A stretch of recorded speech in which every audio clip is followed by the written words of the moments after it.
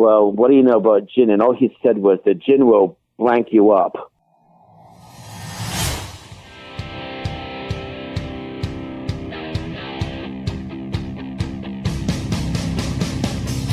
You're listening to the MPI Paranormal Podcast, where the truth is to be found. A podcast exploring all things paranormal, hauntings, dude, run! UFOs, crypto,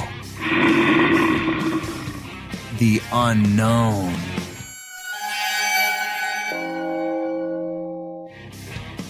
Our members believe in the skeptical approach, but with an open mind, just trying to make sense of it all.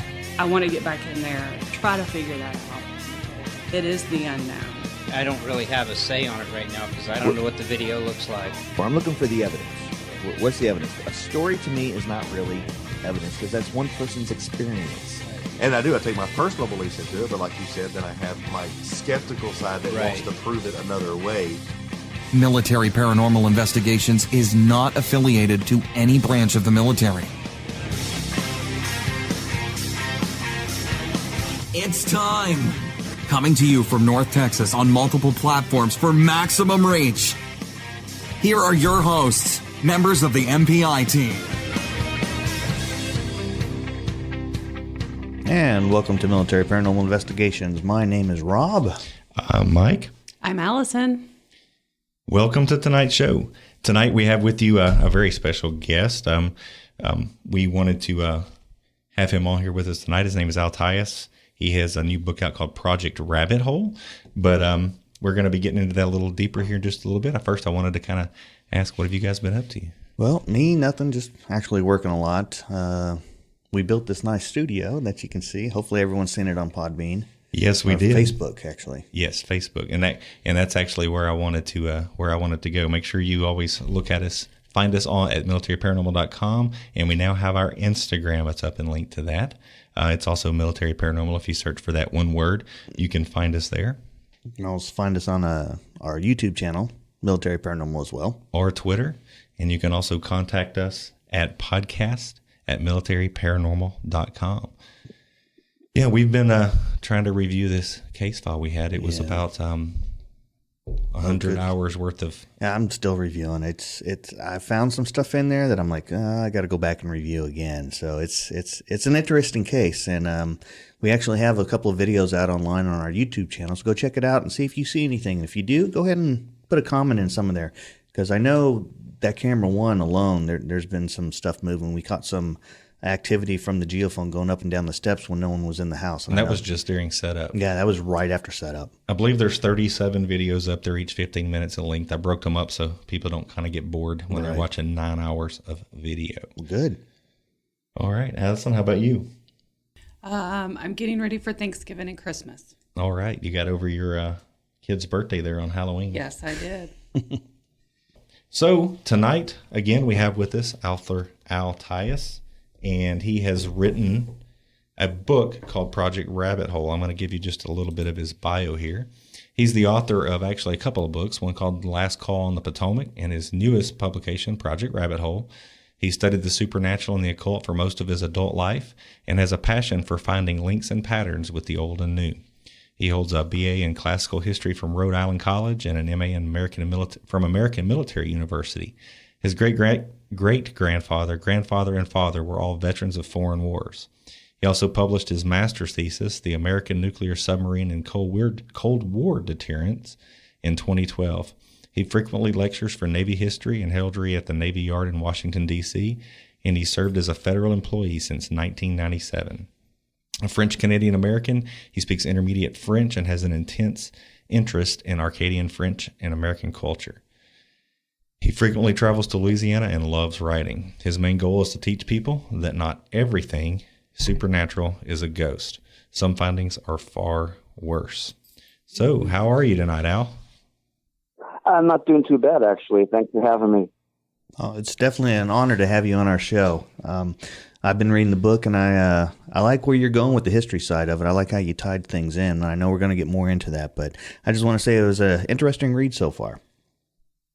I'm glad you like it. I've been getting a lot of pretty good feedback from it. it's actually kind of funny because it's kind of a book that's like no other. And some people are reading it and they're kind of going like, well, I never thought about putting these two things together like this before. And then there are people who are reading it that have no experience or knowledge of the supernatural whatsoever. And they're just kind of like, if I didn't know you, I would swear this was all being made up, and I'm kind of like, yeah, well, it's hard when you study this stuff and you have experiences with these things, and you can't just share it with everybody at the same time with it, but,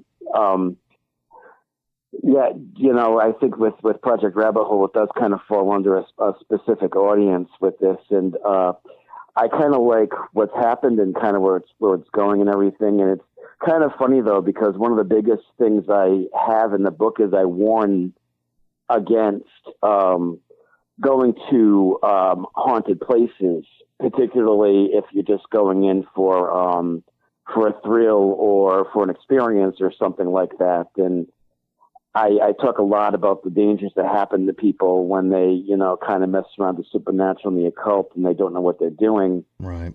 And yet I got an email last week from this guy who just said like, again, do you know of any like places in Virginia that are haunted where I can go investigate for Halloween? And I'm kind of like, I'm not Paranormal AAA. They always seem to think that, we just know every place that's haunted. We're just going to tell them like, oh yeah, go here, go there, or whatever like that. We're like haunted travel agencies around Halloween sometimes, Right. So yeah, we get a lot of that too. And we try to warn people, yeah. Don't just go out there and set up recording in your own house, because that's might not be the best idea. Well, to kind of backtrack here just a little bit, we read over your bio, which is kind of interesting. Can you tell us a little bit how you got your start in the paranormal? Well, it's kind of interesting because for me, it's been kind of like it's kind of a lifelong thing, because I didn't really look into it so much as had, just unusual experiences with things. And one of the biggest years that happened for me was 1979. As I reflect back, a lot of strange things seemed to happen in around 1979, and there were a lot of just unusual things that happened just within my neighborhood, just through experiences. And I don't know why that is or how it happened or anything. It's just that things just kind of happened. My neighborhood was interesting when I was a kid, because it was mostly first generation American, a lot of Irish, Italian, French, Canadian people that lived in the neighborhood, and a lot of them were older, and they told the stories about like the little people and nature spirits and all those kinds of things like that. So I grew up hearing about a lot of that stuff. But when I was about 7 years old, I heard a story from the person across the street and through my mother about this troll statue that they had. Now, I remember this thing as a kid. It was like this troll that had these little beady eyes, and it was all made out of like jute and different types of animal hair and leaves and nuts and all this kind of stuff like that. And it was like really a tree bark. It was a piece of part of a tree, and it was decorated to look like a troll holding a broom. And I remember as a kid, like we were like these little kids, and we were walking to that house. Like back then, all the kids always walked into everybody's houses like that. And we just saw this thing. We were kind of like partially creeped out, but partially fascinated by it too. And the homeowner of this house was this older Irish woman, and she was very superstitious with things. And somebody gave her this troll statue, and she was kind of like a little nutty to begin with, which is kind of makes the story funny. But she always told us kids, like, whatever you do, don't make fun of the troll. You just don't make fun of it. It's part of the little people. You don't make fun of them. Just respect him and that's it, And so we would go in and we'd always see this ominous, like foot tall statue troll, like holding his broom and staring at us, these little beady eyes. And we just wouldn't really talk about it because we were kind of, afraid. And we learned even back then caution and respect with it.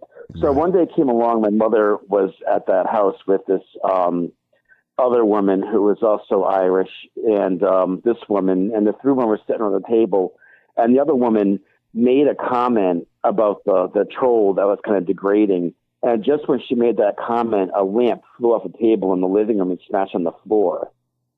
Like right at the time she made that comment, and my mother was completely freaked out by it.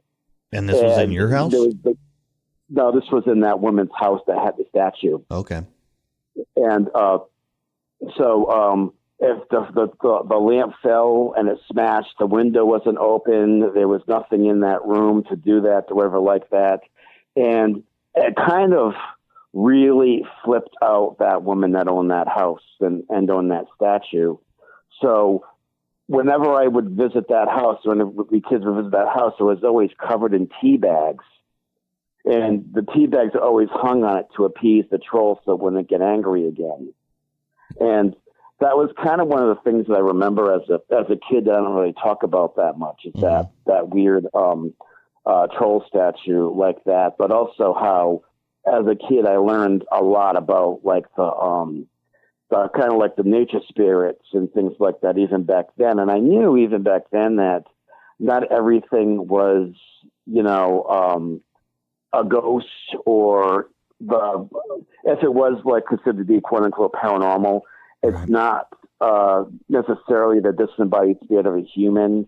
We're kind of egocentric, the human race, and even with a lot of paranormal investigators that I know, they automatically assume that everything is a ghost. Right, yeah. And paranormal and ghost almost go hand in hand. Like when somebody says, paranormal investigator, it's like, oh, do you look for UFOs? No. Do you look for like nature spirits? Right. No. Do you investigate jinn? What's a jinn?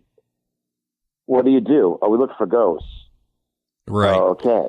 And it kind of goes there like that. But when I was 7 years old, and again, this was in 79, I wrote, this is actually the introduction to my book, is that my family took us to this amusement park in Northampton, Massachusetts, which is like long defunct now, like most of those old amusement parks are. Right. And I remember like two things about that place. There are only two memories, and the first one is my sister flipping on the Ferris wheel, which is another story. But the other one is this dark ride that they had there, and it was this weird kind of a dark ride. You just go in a little electric car and you go through all the spooky stuff, whatever like right, that. Yeah, and, like they have these days. They're everywhere like that, and I never liked those dark rides when I was a kid. Because I always heard stories about older kids climbing out of the car and then jumping out and grabbing you and pulling you into the darkness and stuff like that. So I didn't go in that ride, but my sister and my aunt went into that ride, and I was 7, my sister was 9, and I was with my mother on the side, and we watched a little electric car go in with my sister and my aunt in it, and it did its thing and everything. And when they came out, there was a little black girl sitting in between them. Mm-hmm.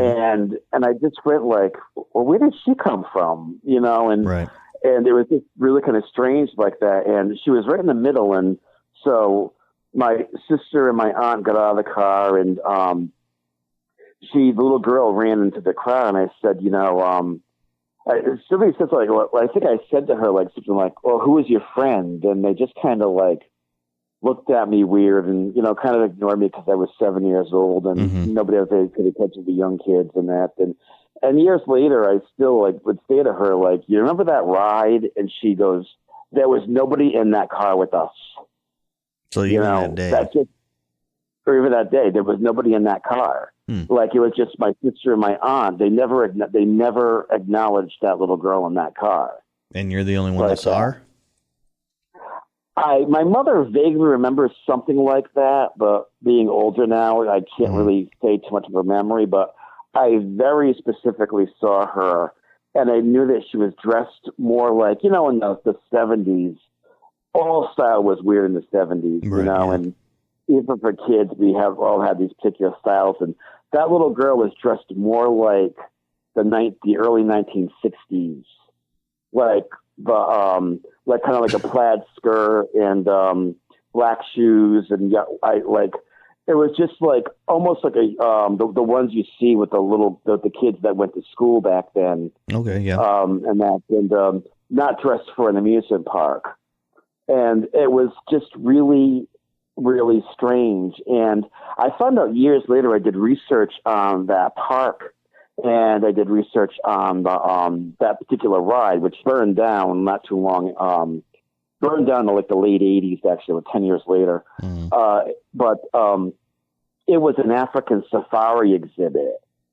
You went in, it was like a dark ride that had this whole African theme to it, like that and everything. And I thought that was kind of interesting that you had this African-themed exhibit and a little like African or African-American girl came running out of the car like that. And so that was one of the times I just said, well, that's kind of an interesting pattern like that, that kind of happens like that. And it's something that I just never forgot.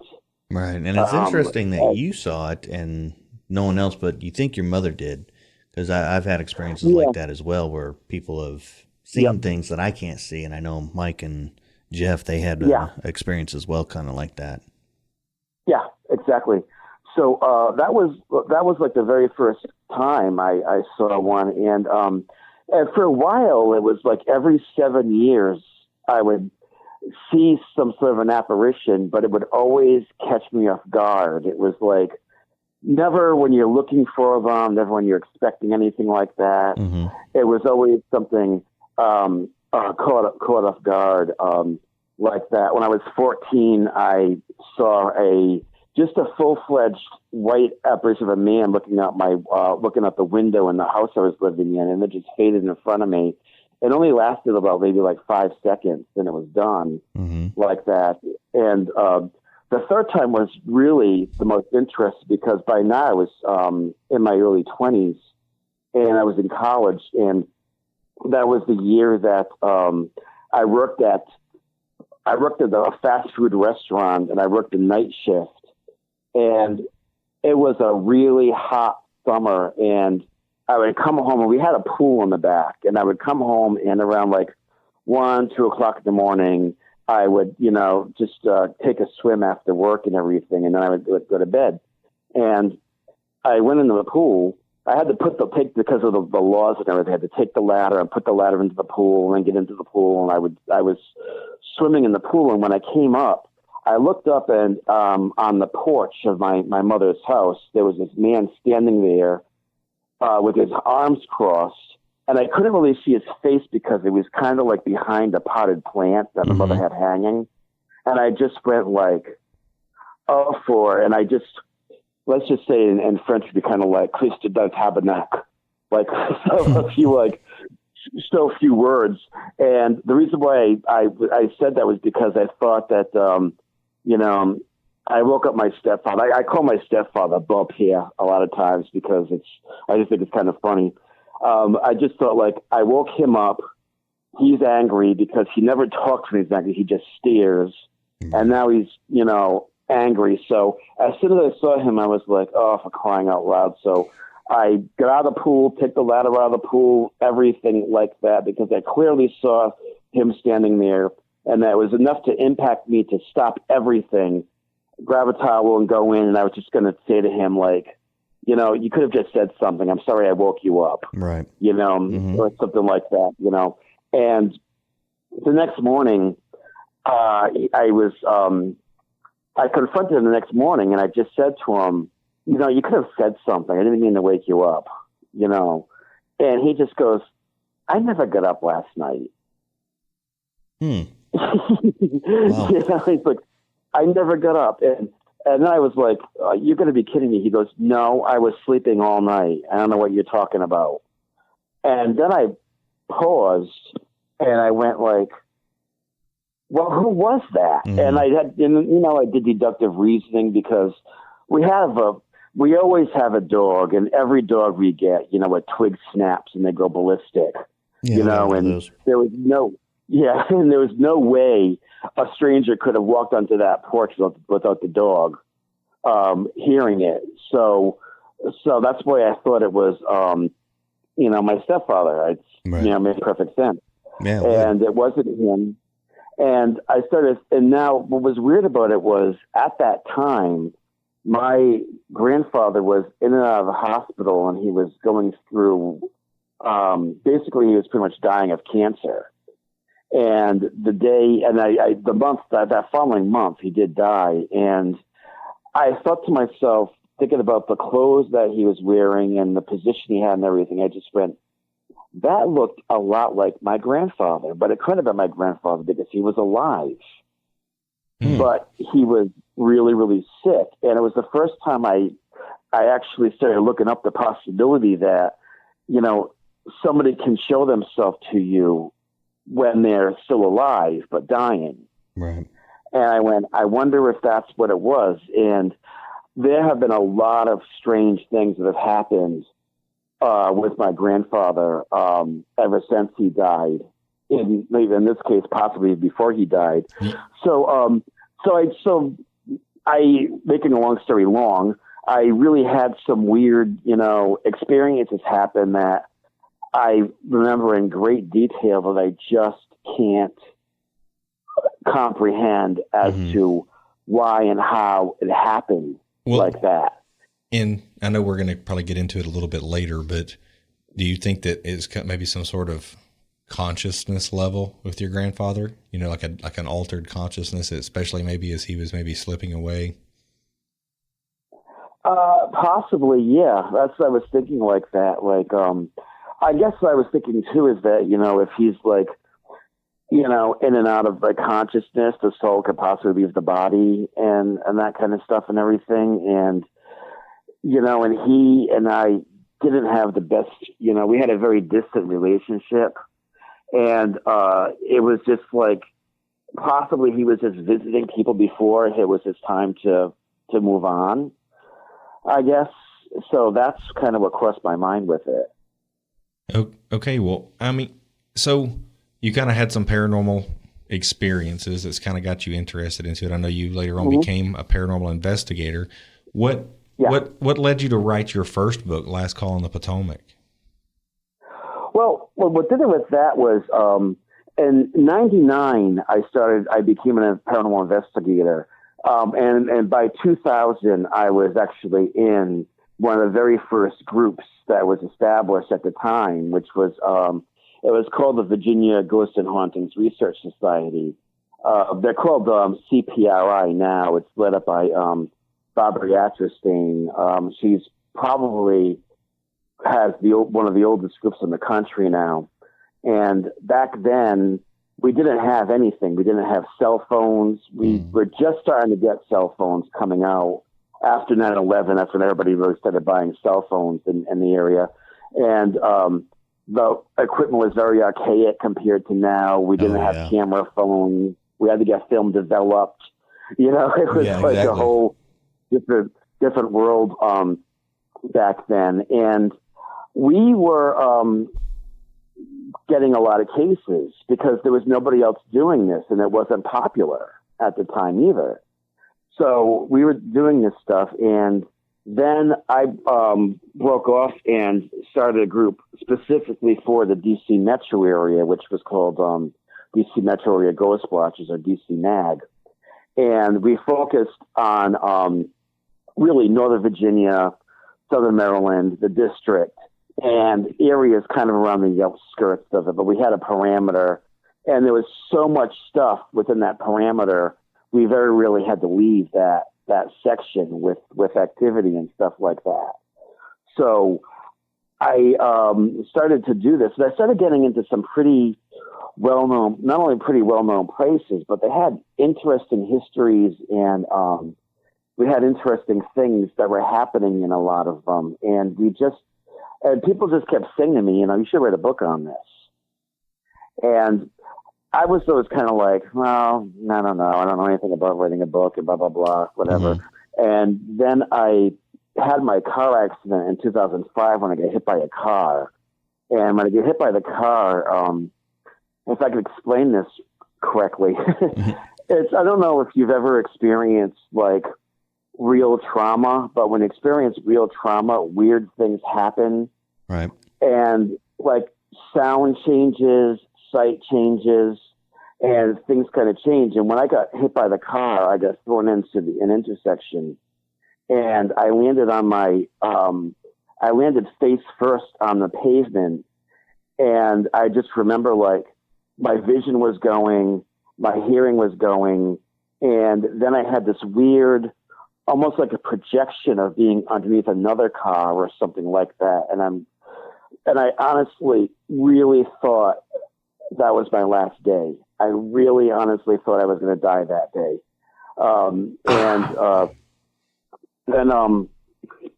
Then the firemen came and all this stuff and everything. And, I was, they put my leg back together and I ended up okay. Right. But I just thought, but it changed me completely, because I realized that whenever you hear about these ghost stories and that kind of stuff, you think they're kind of spooky or romantic, whatever like that. But it was the first time I really started to think that these were real people that were living their lives just like I was. And they got killed a lot of times, like I almost did. Mm-hmm. And it kind of gave me a new, different perspective on it. And so a couple of things I wanted to do was I wanted to give really more of a sympathetic view towards if they were like, ghosts that were haunting those places like that. Okay. And I just wanted to kind of give an account of, at that time, what I, some of the cases that I experienced in the Northern Virginia, particularly Northern Virginia area and that kind of stuff. So really, that's really what it was kind of about like that. And I just felt like, I want to just write, because I started really feeling a lot of, I guess you could say like limited time, when you're finite. Mm-hmm. And I just felt like I want to just kind of like write a few of my memoirs out about some of my more interesting cases. And so that's kind of what I did with it. Okay. That's pretty cool. Our very own Allison had a near-death experience, and I think that kind of changed her perspective and way of thinking on things too. And it changed me in a couple of ways. And this is where it gets to be kind of strange, because one thing that started happening was I was able to, I don't know how to explain it, but I was able to walk in a room and I knew exactly what happened in that room like 100 years ago. And I did that at a tavern in Altoona, Pennsylvania. And I knew nothing about that place. And I went into one room and I just went, this room just has pacing and the woman pacing back and forth and very nervous like that. And I don't know what this is or what's going on, all this stuff and everything. And the people were like freaked out. And I said, why, what's that? And they said, a woman died in this room. That's what she did. She was pacing back and forth, waiting for her lover to come back, who was out to sea or something like that. And that's exactly what she did, because this was her room. I knew nothing about it, but I picked up on it. Now, that's pretty... And I'm sorry. That started happening. And then I started picking up on things that people were doing, like in normal time, like things like I'd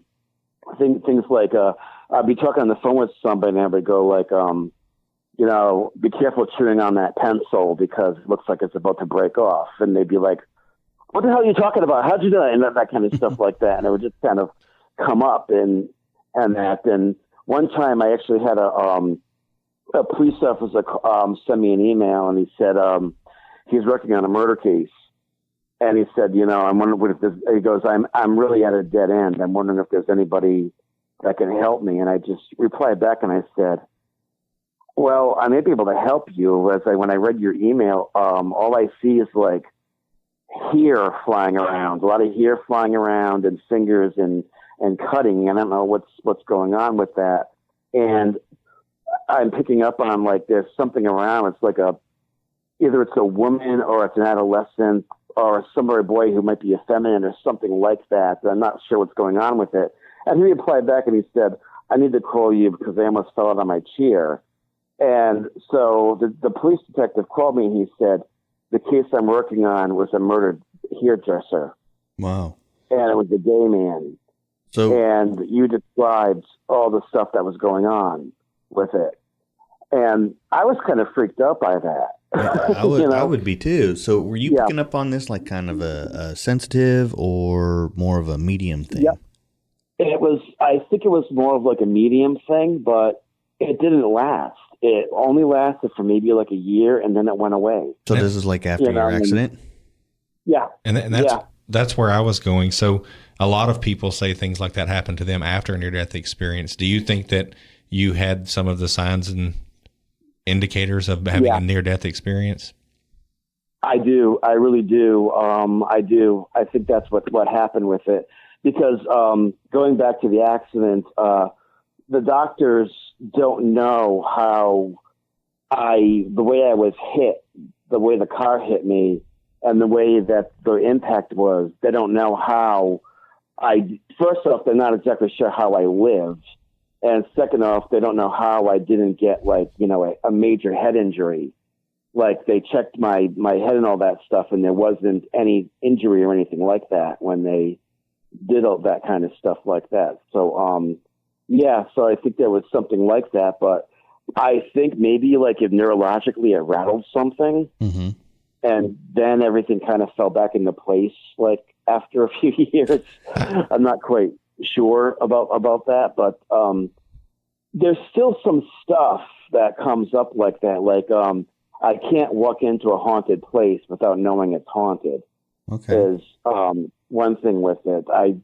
I know exactly what it is. I mean, I don't know what exactly it is, but I know that there's a presence in there and that. And I wrote about that on Project Rabbit Hole like last year when I went down to Louisiana, when I went to this one tourist building in the French Quarter, and I had to leave because it felt like three of them like jumped on me like that, and I couldn't breathe, and I just felt completely crowded and overwhelmed. I just had to get out of that building like that, and nowadays, like I don't explore it. I'm not curious about it. I kind of hate it like that, because it's always kind of like an off guard kind of thing with it, you know? Right. I did want to throw in something here, and you and I have talked, a couple of times before we came to this investigation tonight, and we've talked about some of those, the relativity of things. And I know Rob was Rob and I had some banter back and forth about that, but I wanted to throw this out there, and I hope he doesn't get mad at me. But what's really odd, and you and I have related some things in the past, but that are things that were related that we had. But Jeff's daughter was hit by a car Friday night. Yeah. And she's okay, thank goodness. Yeah. Oh, wow. But I think the synchronicity of that, and then you coming on here talking about, and I didn't think about it. I'd read the book before, but it just kind of really, anyway, maybe that's a little out there, but y'all know me. So you never know. It could be, but, and I hope Jeff doesn't get upset about that. Sorry, Jeff, but we're all praying for Jordan, and he said that she's all right. Yeah, he said she's all right. Well, so now you've gotten through Last Call on the Potomac. What changes in your life or investigations led you to write the second book there, your newest book, Project Rabbit Hole? I'm trying to hold this up here for the video. It's actually on our screen too. Sure. That was when things started getting more and more strange, because I just started to notice, like, as one of the things I'd noticed, like, even at the very beginning of investigating, was how things would follow us home was one big thing with it. And I've always thought to myself, like, what was that followed us home? It wasn't a ghost, obviously, because I believe by definition ghosts are confined to a particular area. It's like, okay, if they can follow you home, then why can't they go wherever they want? like Right, that. Right? yeah. Things like, so it just kind of like made me wonder about that. And I started to really think about more of the unusual things that were happening. And I always kind of knew that a lot of these things weren't ghosts per se with it. And I just started to think to myself, like, well, I want to do some more research into like the more non-human elements to this kind of stuff. And that, because, a lot of times, like, people, when you talk about the non-human element of this, they either get really like closed up, or they kind of like laugh it off. So what do you mean by, they get weird. What do you mean by non-element?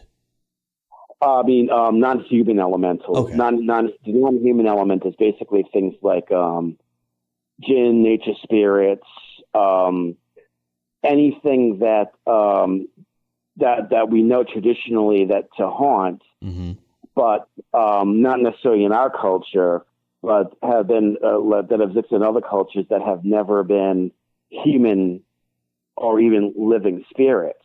For example, in the Middle East, they don't have ghosts in the Middle East. Everything that haunts is a jinn. And for them, it's just as common for them to call it a jinn as we got to call it a ghost. Okay. Like that. And I started to look at this kind of stuff. And then the whole concept of like, the people, like, we tend to think whenever it's a non-human entity that it's a demon. Everything's a demon and that. And so then, like, you get into those demonologists or the religious people or whatever like that and everything. And I'm kind of like, that's not necessarily what it is either. So I wanted to see a couple of things. I wanted to really look at, A, is it just us, or is there a lot of other things on the astral plane, which is what I tend to believe? And B, if it's, where do we fit into this whole thing with it? Right. Kind of like that. And so I started looking at those things. And when I started looking at some of the more complex cases that I did not write on in Last Call of Potomac, there were cases by then that I knew were non-human and I knew were pretty dangerous. Right. But I always kept kind of quiet about those because, I just felt like it's either going to bring out the really creepy fanatical people or I'm going to lose my credibility, one or the other. Right. Like that. Even as a paranormal investigator, you can almost lose your credibility. Oh, definitely. Yeah. With stuff. So it's kind of like, well, where do you go with this? Right. And I just started noticing too that since I left in 2006, 2007, whenever I left, I stopped investigating. I started noticing that I left before like the big social media bomb. Like everybody's on social media now and YouTube and all this streaming, all this kind of stuff and everything. Right. I left before all that. And I'm seeing now how people are playing with fire with this stuff. Like how they're ordering Gibbet boxes online. They're trying to summon things up in graveyards and they're streaming it. And that's like Slender Ouija Man. board galore. Slender Man is another one like that. Right, yeah. All this stuff is starting to come up now, and they're pushing the envelope more and more and more. And the whole reality television show thing like that, and how like on some of these shows they're going into these places, and when you push aside the ones that are possibly hoaxes, they're going into these places and they're threatening things. Mm-hmm. They're putting themselves out as bait. Right, There's even a case where somebody gave a blood offering to something. They're doing anything to kind of provoke it. To provoke it. Exactly. Yeah.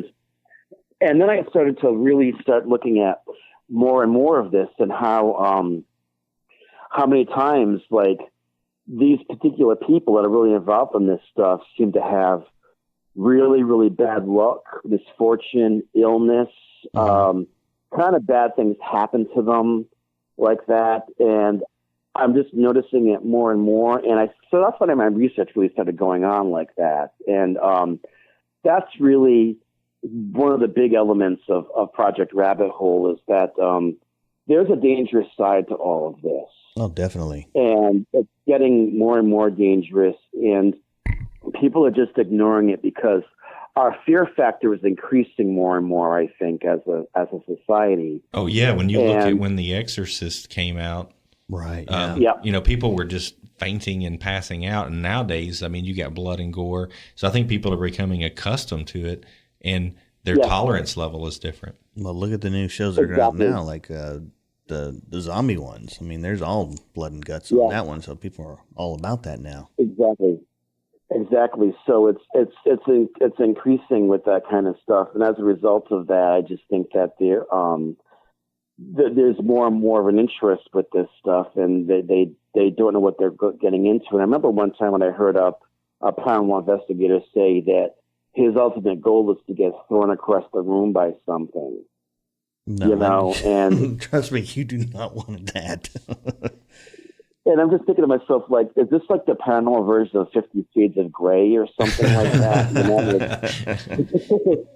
It's just kind of weird with that stuff. And I just thought to myself, like, they're putting themselves out as bait, and they're trying to find the proof that it exists. And the second theory about Project Rabbit Hole is you're not going to get the proof, because whatever these things are, being that if it's like I think they're all like just branches on the same tree personally in a lot of ways like that, whether it's a ghost or an elemental or, you know, whatever it is.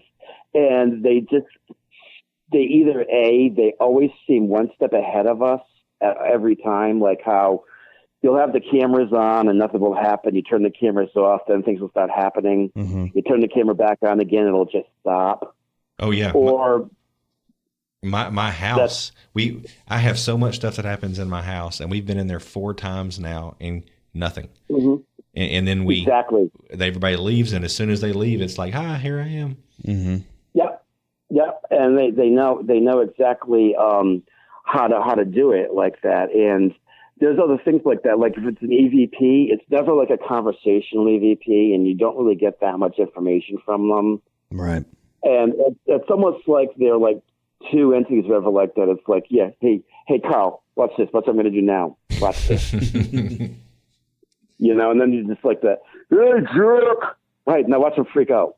It's kind of like they know what they're doing with this stuff, and so that's what I'm thinking. Like, we're never going to have really the proof of it we're looking for. And I mean, I know like nowadays everybody wants to look at science for this, but nobody uses the scientific method for it. Like, you can't test it and retest it and have a hypothesis and test it and come to a conclusion and publish it in the journal like that, because it's not consistent.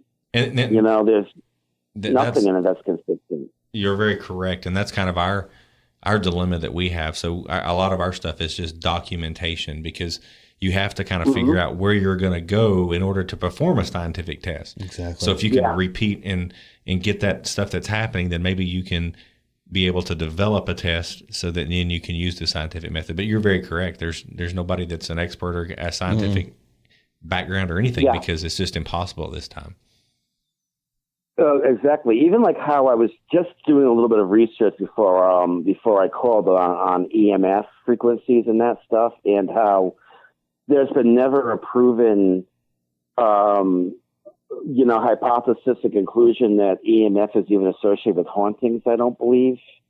I think it was, from what I'm reading about it, there was a Canadian neurologist who basically said that hallucinations can be increased in high amounts of EMF. And he theorized that, and now everybody's like, oh, let's go with the EMF meter. Beep, beep, beep, beep, beep, beep, beep, beep. You know what I mean? Like that kind of stuff. And a lot of people don't even know why or how they're doing it, you know, like that kind of stuff. And so it's just, I just find it to be, kind of interesting with it, and how, like, okay, so this isn't working. So now what do? We just spent 3 hours in the basement sitting up against the washing machine trying to get something to happen, and nothing has happened with this at all. So now let's try to get something else. Okay, let's try to, like, threaten it, Right. or something like that. Let's try to use psychology on these things or whatever, that kind of stuff. And so it's all very subjective when you look at it. But we also have so many weird things that happen that we know there's something to it. Right. But we never have enough evidence to really prove that there's something to it. Right. And we're probably not going to ever have that with this. So it's always going to kind of be on the fringes with this kind of stuff. You know what? I think that may change. I think it's going to take investigators getting serious about the science part of it and trying to determine that. I read a statistic, and it's something like 80-something% of people believe that there can be a haunting of some sort, and that goes across, it's not quite as high, but that even falls into people that are not of faith and things like that, but they believe that there is a phenomena that's out there. And so hopefully, one day something will happen that we can try to get an instrument or something, or a process down that can maybe identify that it actually is something. I know in Al's book, I read that where he was talking about as technology increases, so does their knowledge of that technology to try and avoid that technology. Right. So. Yeah. Well, I think too that they already know. Like if it's for example, if it's jinn are very, very smart. And jinn kind of like see us as almost like, animals like that. They have like this, they live a lot longer and they have a lot more experience with things. And I just think that, if it's something like a jinn, they're automatically gonna, if it's a piece of technology that come up, they're automatically gonna figure out how to get around it or something like that. So possibly in the early stages, something may come up, but then they're going to be like, no, I don't think so. So it's just kind of like that. So I like I said, I don't know, but I did write about in my in Project Rabbit Hole. I did write about that first investigation that I knew this guy went on, where he caught footage of something walking across the room on an infrared camera, and when he played it back, it was all snow. Now you're talking about the one where you recorded it on a VCR, right? Yeah. Okay. Yeah. Yeah. And when it went back, it was all snow, and nothing recorded on it, and I just see that kind of stuff that happens a lot like that. Like they'll have an EVP, they'll play it back, and all of a sudden the EVP is gone. Weird things like that just seem to happen. So I don't know. I think if we're going to be able to get something that's going to be able to work with that, we're going to have to really outsmart them, or there's going to have to be some really surefire way to do this. And at this point, I'm pretty convinced that they're always going to stay one step ahead of us with this stuff. Okay. Now, was this one of the early investigations that you went on? I didn't go on that one. I was in the group, and some other guys went on that one. And that was a really, really haunted place in Chesapeake. Okay. And that was one of the things that actually happened there at that place with it. And those, of course, were the really early days where everything was a big, huge VCR, and you had to set up the camera. Oh, yeah. Stuff like that. So, I mean, of course, human error could have been an element too. True. Yeah. I was thinking when I read that, because you said there was a lot of ghosts in there, at least 6, and one was an alpha. Do you think there was high EMF there as well? I think there was, and not only that, but it was very close to the water, and I think that for some reason, when places are close to water, I think they have higher chances of interaction with hauntings. I believe the same thing with that one. Yeah. Because the reason sorry. Oh, I was just thinking a lot of the port cities like New Orleans and New York and places like that have a lot of activity. But then again, you also find things in the desert. So it's not always the case with it, when you look at it. So again, it's just never, you can never say A plus B equals C with this stuff because D always comes in and sabotages it. Right, yeah. know? I was just curious on that because it was a VCR tape, and a lot of magnetism can erase that magnetic strip on there. So maybe that could be a possibility. Yeah, I wasn't sure if you guys tested that theory out.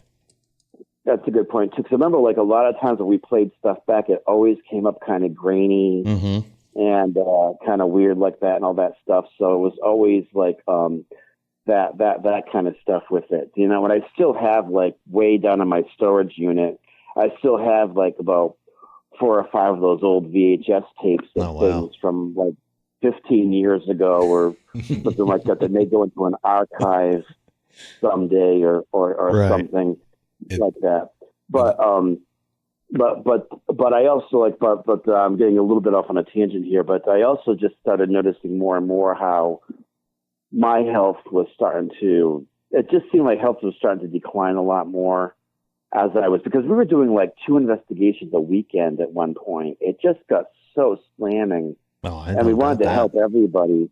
Yeah, and we just had so many cases going on, and some of these cases were coming through, and and this is a very diverse area, so we were getting cases in, and it was like people from like other countries, and they said right out, I don't think it's a ghost, and that we know it's something though. We know it's something, but I don't think it's a ghost, but it's something. And sometimes they would even come up with something that like I never had heard of, like, oh, what the heck is that? And I'd have to look it up and figure out what they were talking about or whatever like that, and everything, and go through that stuff. And what the things that I was hearing about, what the cases I was working on, I just knew these things were getting more and more dangerous. And it just seemed like at one point it's like the page flipped and I went into like cases, but I used to have like a lot of like cases of something like ghosts.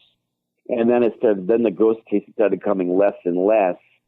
And it was things that were terrifying people. Okay. Like there was one case I had where this woman was running daycare, and and these kids were all like at the oldest they were like 4, and one time they were playing a game or something, and one little boy ran into one of the bedrooms, and he came out and he was just absolutely terrified, and 2 other little kids walked up to him and said, "Don't worry, we saw it too," and they were like comforting this kid. Wow. And I'll never forget that with it. And yet they wouldn't talk to the adults about it, and I just started seeing that. And they were like from, I think that family was from Sri Lanka or somewhere like that, and when I talked to them, they were just like, they just called it an it, like that. And just, and they were just like, something is back there. And a lot of stuff came up too with people practicing either Santeria or voodoo or even just, dark witchcraft and things like that. There were a lot of cases that I've either worked on or researched where people are involved in that kind of stuff, and they learn how to summon things up and send them to people, kind of like in revenge and stuff like that. And that's been a steady since the ancient Greeks. Right. Yeah. They figured out how to do that, and people are still doing that today. I write about that, a case like that happened with a high-ranking military officer whose sister was practicing Santeria and sending all sorts of stuff into his house. Mm-hmm. And what a nightmare that was. And we actually went in and cleared it out like that. So there's a lot of stuff like that. And so I started to get more and more, not really scared, but my horizons were just kind of like expanding more and more. And then I went overseas, and I still can't really talk about what happened when I went overseas, but something happened, and it just was so mind-blowing and so weird that I was just not the same after that. And I just said, I can't do this anymore. I just can't do this anymore. And that's when I said, either I'm going to break this whole thing up and end it, or I'm going to have somebody else take it over. And then I had a guy take over my group, and within a year he died. Oh, sorry about that. It was really really traumatizing with that, because he was a Navy guy. In fact, he was buried in Arlington National Cemetery, and he did search and rescue. And I, trained him as best I could, and I just kept saying to him, I'm really sorry, I'm giving you a crash course with this. I know I am, but I want to try to train you as best I can. But I'm not going on these cases. Right, and that was the big thing, that I'm not going on these cases with this. And then he had two cases he was working on, and they were both involved things that didn't sound human. One was something that was something that was terrifying the family, and somebody that called themselves a demonologist or something like that binded it to the attic. He was telling me, and so then they kept hearing these knocking and banging all up in the attic, and I was just like, I'm not going to that place, and I really don't know how I would handle this, because somebody else went in, made it worse, and so I don't know what to say about it. And then there was another time where he said that somebody in the house had this urge to stab him. This is what the guy I appointed was telling me, and I just said, don't go back to that house. Don't go back to either of those. And he kept going back. He's like, oh, I want to help these people. And I said, I really don't think you can really help these people. I think that there's major things going on here. And then he would, and the thing about it too with like paranormal investigators, and you've probably experienced this, is there's a lot of them that are unreliable. They don't show up, they get bored, they take off, you never hear from them again. They want to be part of the group, but they never go on investigations, all that kind of, and then they complain. And he couldn't get a group to go with him. He couldn't get a group to go, and he ended up starting to go on investigations alone. Yeah, that's definitely a no. Shortly after that was when he died in his early 40s. And when that happened, I was just kind of shocked and stunned. And then I thought to myself, like, I heard of some other people that have died from this, especially the ones that are involved in demonology and that darker side of things. Right. And I looked at Lou Gentile, and I looked at Andrew Calder, and I looked at a few other ones like that. And I was just thinking to myself, like, there's a lot of people that have died, and they've died young. And this is kind of weird. And I just started really looking at this. And then, like, just, I don't know the circumstances, but Rosemary Langiley just died a couple months ago, and she was like a big gin expert. And I just started going to myself, like, I think there's something to this. So I started looking at the research with it, and there's one book by an occultist, Beyond Fortune, written in the 1930s. And that book totally talks about how some people are so susceptible to hauntings that they get sick, and a lot of them actually die from exposure to this kind of stuff, especially when it's bad entities and stuff like that and everything. And with paranormal investigators, they go from place to place to place. Right. And you go to one place, pick something up there, not know it, then go to the next place next week and pick something else up, and back and forth like that and everything. And God knows what's actually in those places. And eventually that's going to start doing spiritual damage. And then it's going to start doing psychological damage. And then it may or it may not get worse. Like, people have told me, like, they come home, their animals don't recognize them. Their dog attacks them was a big one. Right. Their little kids, like, will be afraid of them initially. Or their kids will have nightmares. That's a big one, too. Their kids will have nightmares and those things. And they say to me, like, oh, I can handle it. I'm not afraid. I'm like, I'm not concerned about you. I'm concerned about that 2-year-old that you have at home. Right, exactly, yeah. That's my concern about that, because guess what? If something's going to be attacking that 2-year-old, you're not going to be able to kick it out very easily. Yeah. and that should be your fear. Your fear should not be coming after you. It should be what's coming after, your toddler, exactly, or your elderly parent, and those kinds of things. I talked about a case where I had a very brutal male entity that I think was a human ghost. Mm-hmm. I think, but I'm not sure. And an old lady was invited on that case. She was like around 80. Okay. She was invited by the family to be there, and I never guests, because you never know what will happen with guests. And that family loved inviting people over to watch us investigate. Mm-hmm. And the next morning, her son, who was also there, and he was an intel agent, he sent me pictures, and he's like, "This has my mother," and she had bruises on her biceps that looked like somebody grabbed her and shook her. Oh, wow. Big, huge black and blue bruises there like that. And I said, that's why it went after the weakest person in the group. Mm-hmm.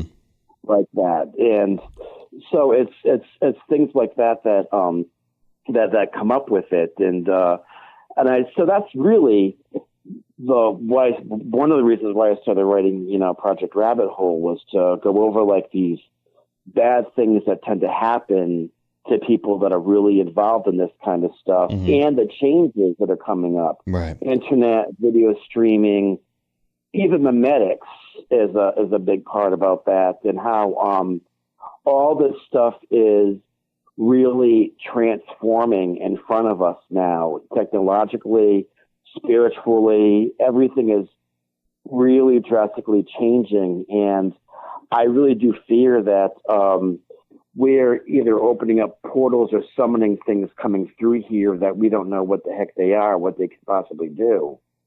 Yeah. And I write about cases of that happening like that too in the book. So some of it could be a little kind of out there, but I did my research on it as well. I connected the gray aliens with this stuff. I connected the little people. I connected the Russia experiences during the Soviet Union that they had during the Soviet Union, and compared them to things that we had happen during the Cold War, and how those two separate groups were having very different visions of what they were seeing when it came to ETs. They didn't match up at all. Well, and how interesting that was. And it made me think to myself, I don't think these are aliens. Well, these are something else. Well, yeah. I definitely want to get into that. We're coming up on we just went over the hour mark there for just a second. If I can get you to stay on the line for just a second, we're going to take about a 2-minute commercial break. Sure. And just kind of cover some business there for just a second. But I do want to, that's where I was actually going to move into next. So when we come back, we will be back with our guest, Al Tyas, and his book, Project Rabbit Hole. Okay.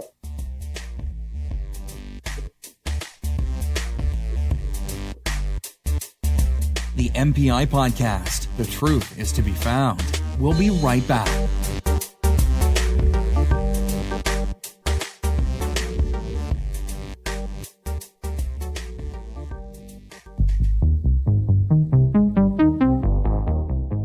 With progress comes a time to expand your search and explore further.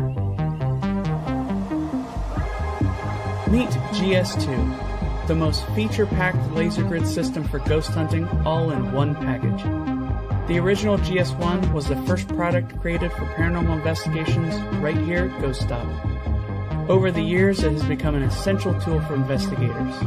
The GS2 takes us even further with more features for visualizing changes in the environment, now coupled with an array of sensors for precision measurement, alerts, and event tracking.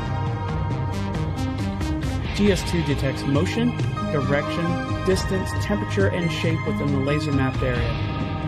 It starts by logging baseline readings, then begins scanning the grid for changes and logging notable events. GS2 is a surge forward in precision measurement and ease for paranormal investigators. Shed a new beam of light on your investigations with the GS2 laser grid system. Only at ghoststop.com.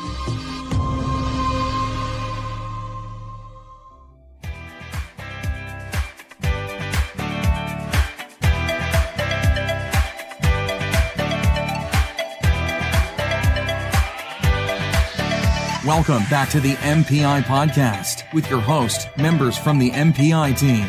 This episode is produced and sponsored by Military Paranormal Investigations.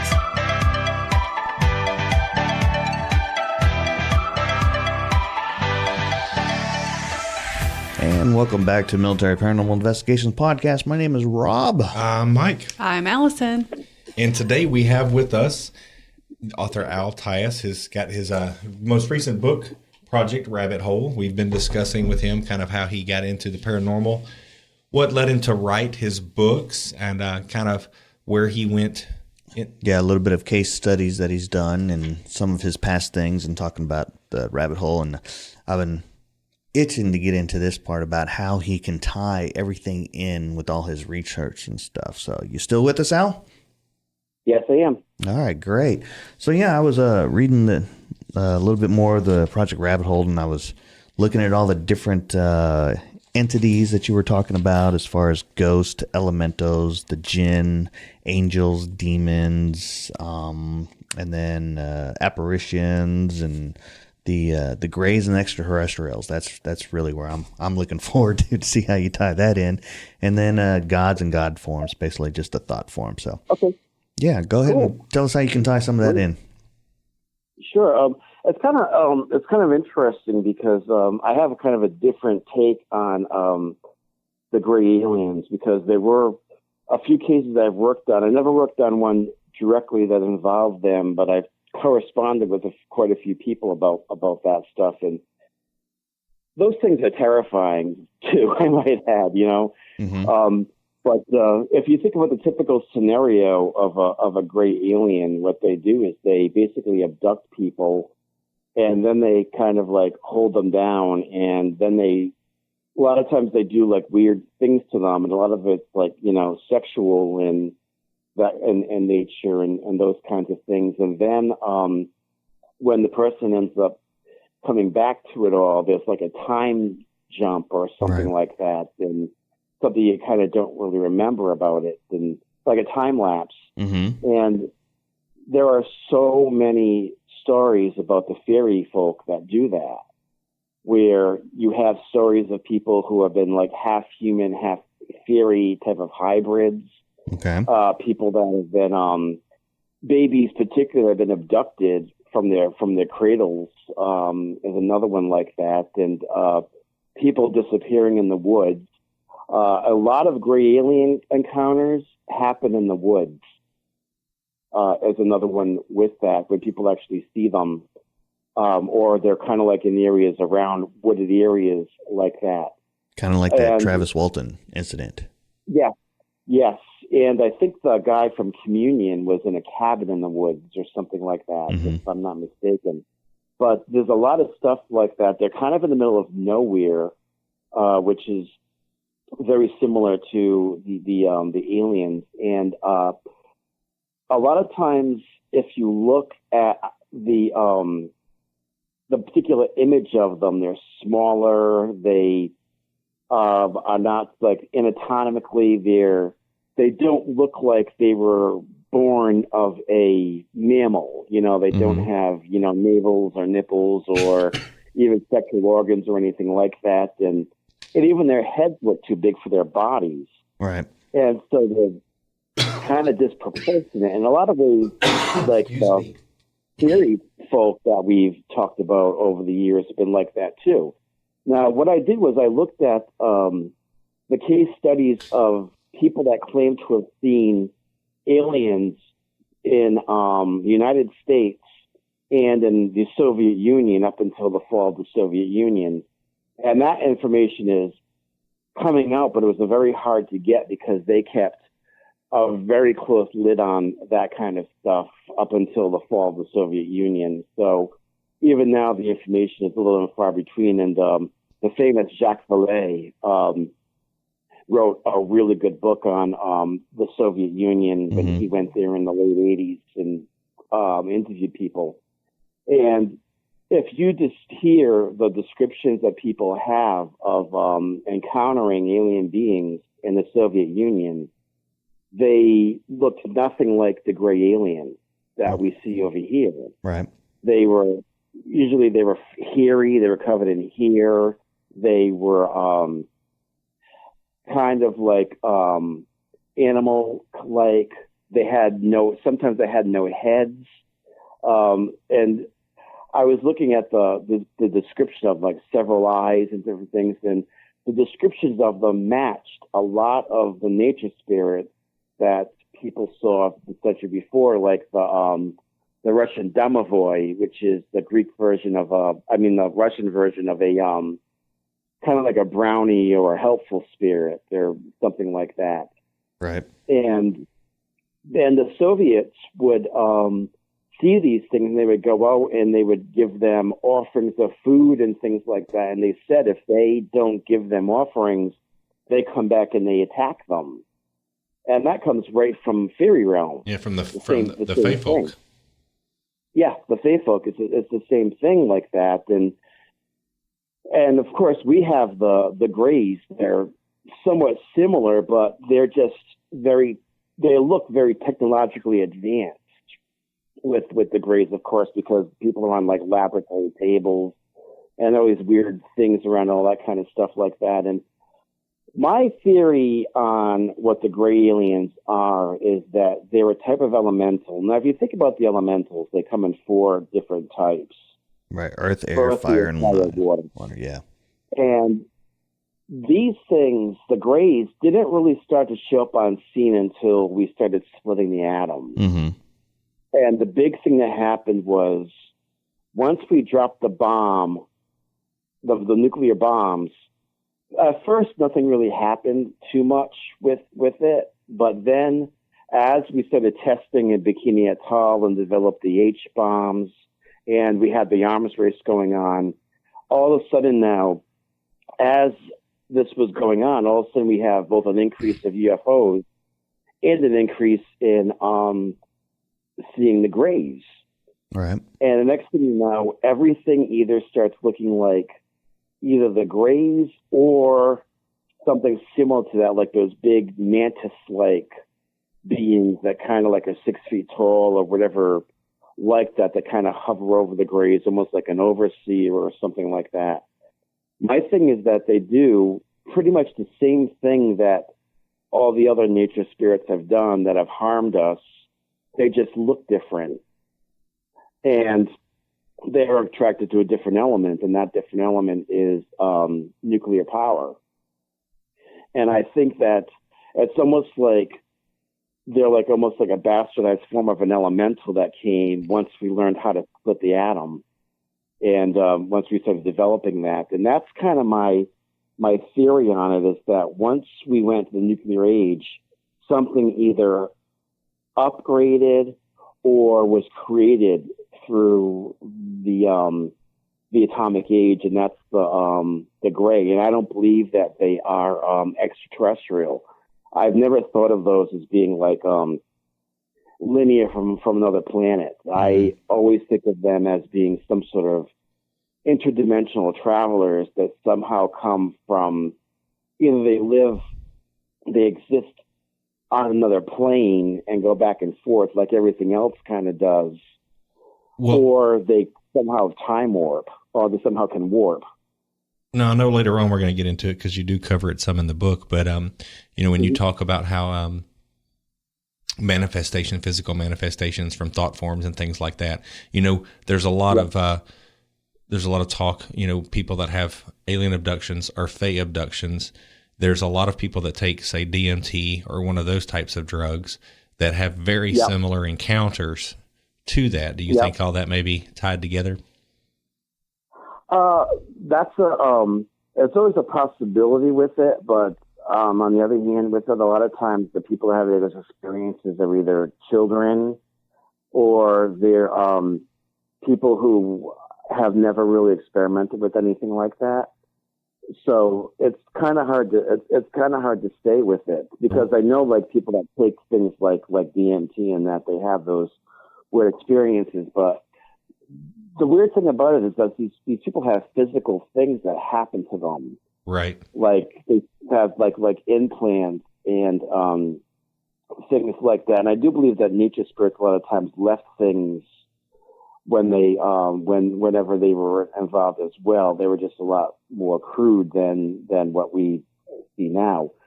I had the fortune, a very good friend of mine has had a direct encounter with the Greys. And he was, and I interviewed him in the book. And I've actually known him for a long time. I know him personally.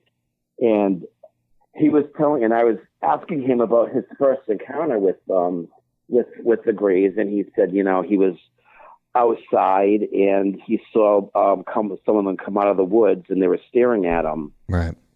And he saw them there, and I said, well, did they just walk away? How did they do it? He said, no, they faded away. And I said, well, that makes perfect sense if they just faded away, that they're like, nature spirits and bound by energy or whatever like that, and because that's, because to me, like there's that theory, and Roswell really amplified this, is that they're actually physical beings from a physical planet like that. And I really don't think that's the case with it.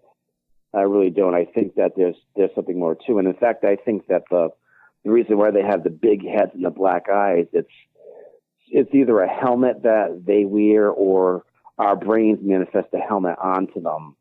Like they're like a particular like energy type of thing, and we can't fill in the gaps, so we put things on them. Like if it's a nature spirit, we put wings on them or whatever like that. And now, like our brains put like helmets on them or something like that, or that's how they choose to look towards us. So like that. Through your research, did you find any correlation that with the Roswell crash that there were aliens there, or was it just a UFO or a weather balloon? I believe it was something totally mundane. I really do. I think it was just something very common, because if you read with the Roswell reports, you don't have any first-person accounts, for one thing. It's always like the son of somebody who was there, or somebody who knew somebody who was there, or something like that. And when it first came out, there was very little, if anything, that was really saying about it as being alien beings, or anything like that. I don't think there was anything. I don't think there were any either. In fact, there was one case where there was this. I write about this guy who claimed that he had a picture of an alien from Roswell, and it was a mummified 2-year-old in a museum. Right, yeah. Mm-hmm, mm-hmm. Yeah, and I don't know how the heck you mummify a 2-year-old to play in a museum, but that's another point. But just how it was not an alien, and I really don't think that it was. Like, the way I look at it now is like, most of the things, I know I'm going to get a lot of like slack for my belief with this, but a lot of the things that were going on in the sky in the 1950s, I think were military experiments for the Cold War. I really know that. Yeah. I don't think you're crazy. I think there's a lot. That's probably the majority of it. Yep. I think a lot of it was that kind of stuff like that. And of course, they didn't tell anybody because it's top secret, but they had to test it. Right. Yeah. And even now, like, I have a view. I'm about maybe 10 miles away from Dulles Airport. And from my balcony, I can look out. I can sit on my balcony. I can watch the plane flying and landing in the Dulles Airport. Mm-hmm. And every so often, I'll see something come out there, and I'll go, "What the hell is that?" like really have no clue what it actually is like that, the way it looks and everything like that. But I've never thought of it as being an alien spacecraft. I've thought of it as being something that either I'm not familiar with or something one of the 50 million military bases around here is fooling around with. So I tend to, rule that stuff out with that. Now, that's not to say that, there might be something weird going on. I just think that, like David said, like most of that stuff is man-made, or like was a project of the Cold War. And now, of course, we have these new conflicts going with Russia, and we're probably going to see more of this stuff going on because Lord knows what we're building now. Mm-hmm. So that's I think that's a big part of it. So the alien encounters themselves like that is, And I don't think that I've ever really heard too much of directly connecting the Greys with an actual spaceship either. Right. It's always kind of an assumption that the two of them go together. Right. Like most of the time, like the spaceships are so far away from like that, you never see the occupants of them, except for maybe like the Bonnie and Betty case in 1961, which where the couple in Maine, I believe, were abducted and all that stuff and everything. And that's kind of one that's interesting because they didn't see gray aliens. They saw something that looked different like that, but they did see a ship come down. But it wasn't like the classic grays that we see now, like everywhere like that. Right. So it's really kind of hard to kind of say with that. I think that their case was tied. I think their case is a really unique case anyway. You know, they were on a road, an interracial couple back in a time when that wasn't popular. I think the last thing they wanted to do was to call attention to themselves. Yeah. So yeah, that whole case is a little different to me. Yeah. So there were like some weird things about that. And not only that, but Barney Hill was very much into the civil rights movement too. And he was a big forerunner for that kind of stuff. And they had, though both those two had very interesting lives and didn't need the popularity, notoriety, anything like that of being abductees. Right. You know, so it does make it kind of interesting like that, and kind of like something that makes it a little bit more difficult to put into the into the research with it. But what I do know is that they weren't Greys that visited them. It was apparently it was something else. Right. So it could be that 1% or whatever like that we just don't know what the heck they are. That was in Project Blue Book, because there was that small handful of things where we're just kind of like, they do seem to defy physics or whatever like that too, you know, like that. So there's always kind of that possibility with it as well, although most of it's probably man-made with it. But I just can't see the correlation between the Greys and those things. And the other thing is about the Greys themselves, like proportionally they make no sense. They would tip over with those really big heads over their bodies. True. Physically, they can't reproduce, obviously. And they're not built to be physical beings like that. Like they're kind of like, unless they're like mechanical drones or something weird like that, whatever like that. They don't have the normal. They don't even have gender.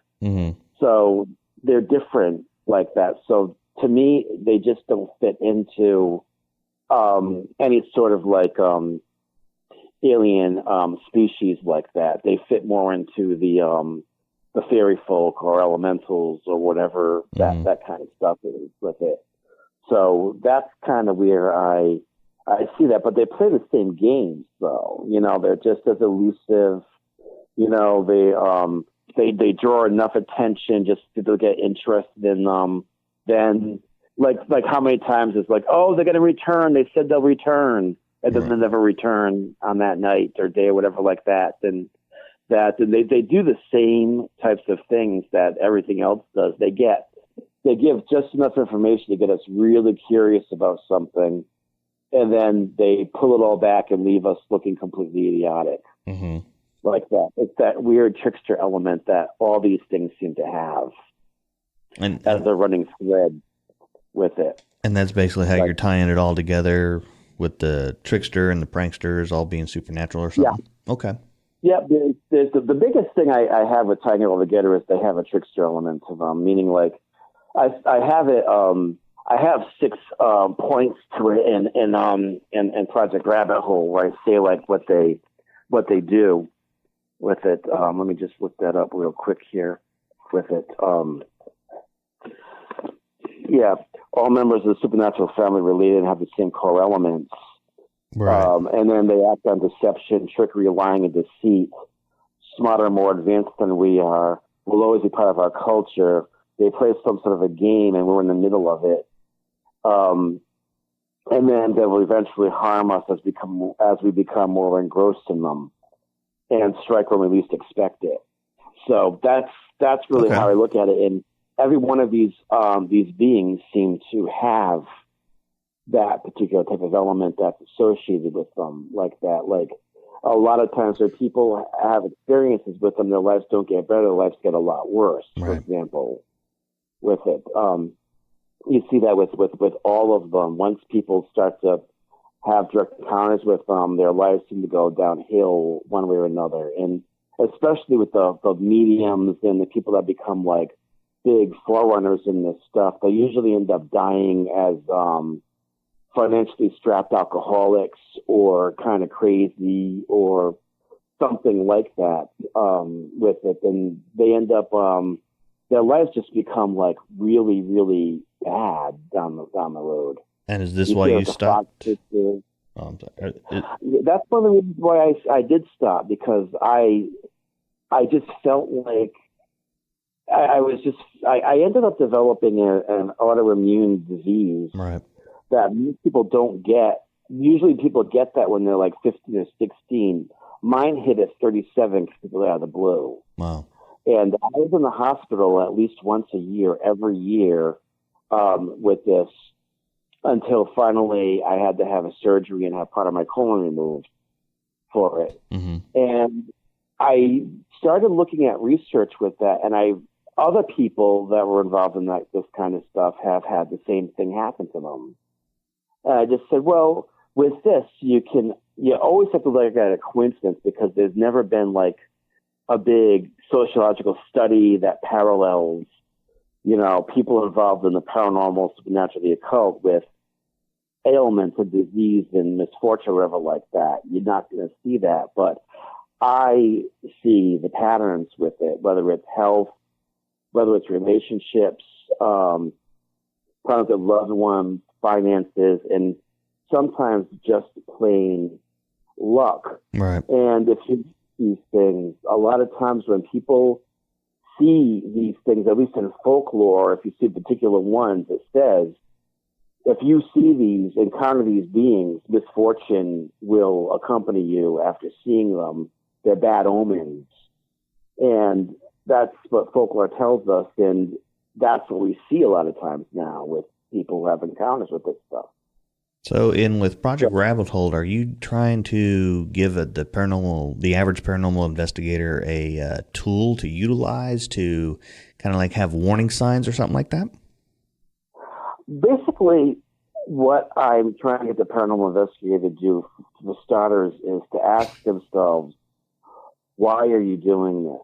Is the first part about it, like that. And that's the first question, is, why are you doing this? And give yourself, and give themselves an honest answer like that. Is it because you're curious?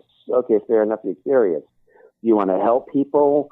Did you have experience yourself that you want to get, answers for? What is the reason why you're doing it? Is for starters. And then ask yourself, like, well, how do you approach this? Do you approach it through a set of skepticism? Because for me personally, I think anybody who's spending every single weekend investigating the paranormal and claiming they're a skeptic, they're not a skeptic. They just haven't found what they're looking for yet. Okay. A real bona fide skeptic would have no interest in this whatsoever. Okay. That's my opinion on it. Like, I know people who are like that. Like, I don't believe in any of that stuff, and they never give it a second thought. Mm-hmm. There's something in the mind of a paranormal investigator who's a skeptic that keeps them going back to this stuff. And they kind of have to ask themselves what's in them for them to kind of do that with it. And the other thing is like caution and respect for this, and that's where it gets difficult, because if you don't know what the heck it is, how are you supposed to have caution from it, and how are you supposed to respect it? I think that's one of the problems that people have with this stuff, is they don't know how to approach it. Like how I wrote that I always gave non-human entity training on how to recognize if an entity is not a ghost and it could be something else. And I gave really intense training sessions to my guys when I was leading up my group. And lot of them took it really seriously, and a lot of them did not. Okay. And I wrote how one woman in my group did not take it seriously, and whenever somebody finished, I always gave them something at the end, and I gave her a little voodoo doll, I guess, from New Orleans on a little wooden block. Right. And she called me up that night absolutely terrified because when she got home, she put that in her cupboard because it had feathers on it, and she had a cat. She put it up in her cupboard, and she went back and fell asleep on the couch, and when she woke up, it was sitting on the coffee table right in front of her. Wow. And she was shaken. She was so shaken up by that. And then I just said, like, you know, sometimes when you make fun of these things, they don't like it, and they will let you know. Mm-hmm. Maybe now, you know, yeah. maybe now, like, you know, it'll kind of change a little bit like that. And I've actually had other things like that happen. And the biggest thing with these a lot of these beings is that when you mock them, they will retaliate when you mock them. Mm-hmm. And some paranormal investigators will hear them and they'll go, well, I want to see what happens, so I'm just going to go in and mock it.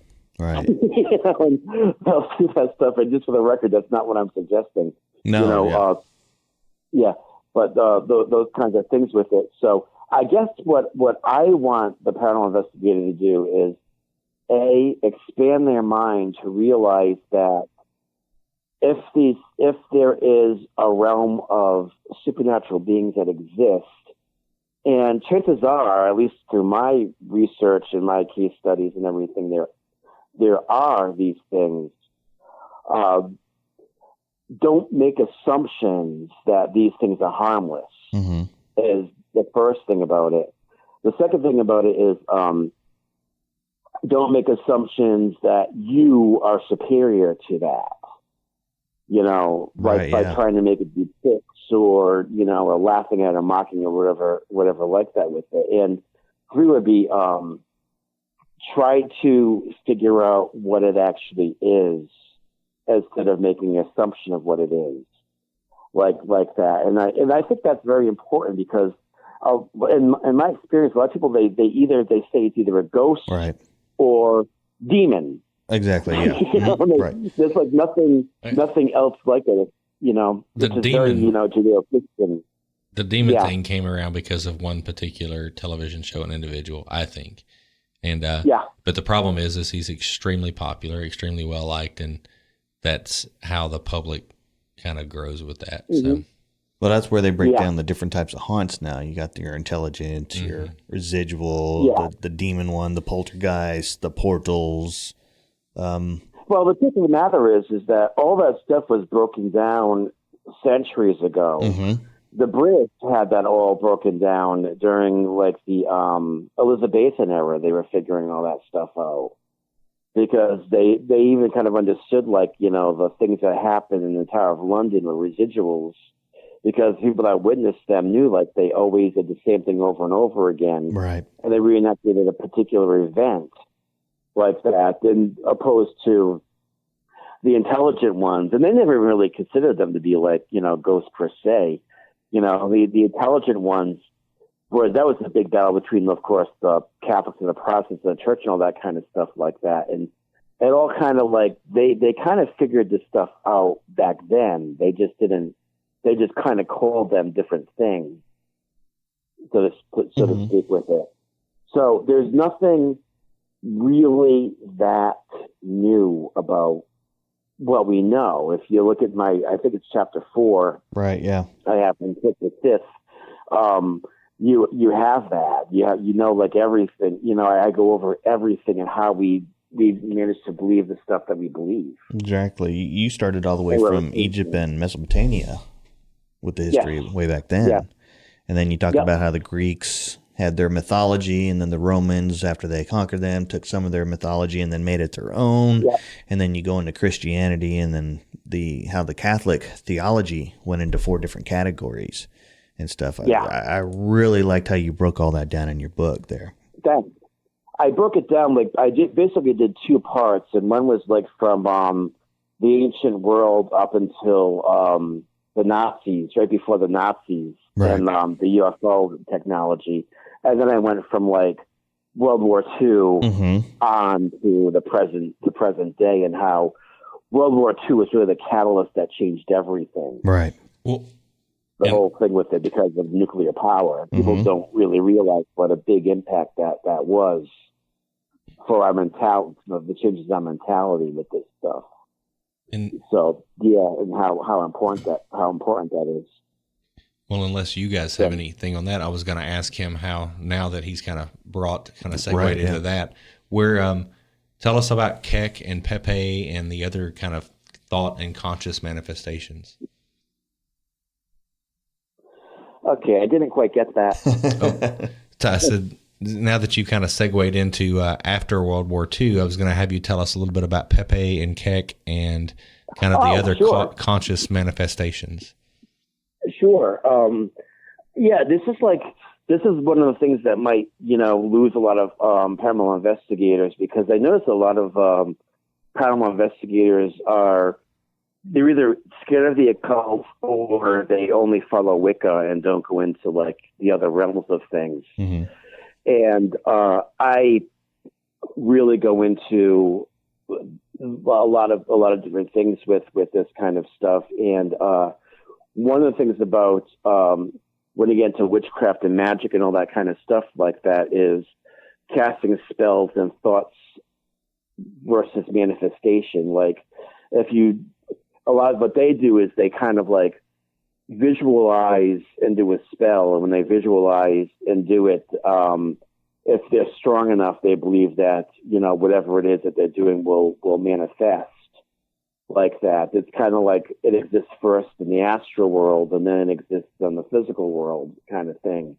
And one of the most amazing things that I saw was the last election, 2016, because as we all know, most people were absolutely convinced that Hillary Clinton was going to win. They gave her a 98.5% chance of winning the election. Right. And Donald Trump had absolutely no chance whatsoever to win the election.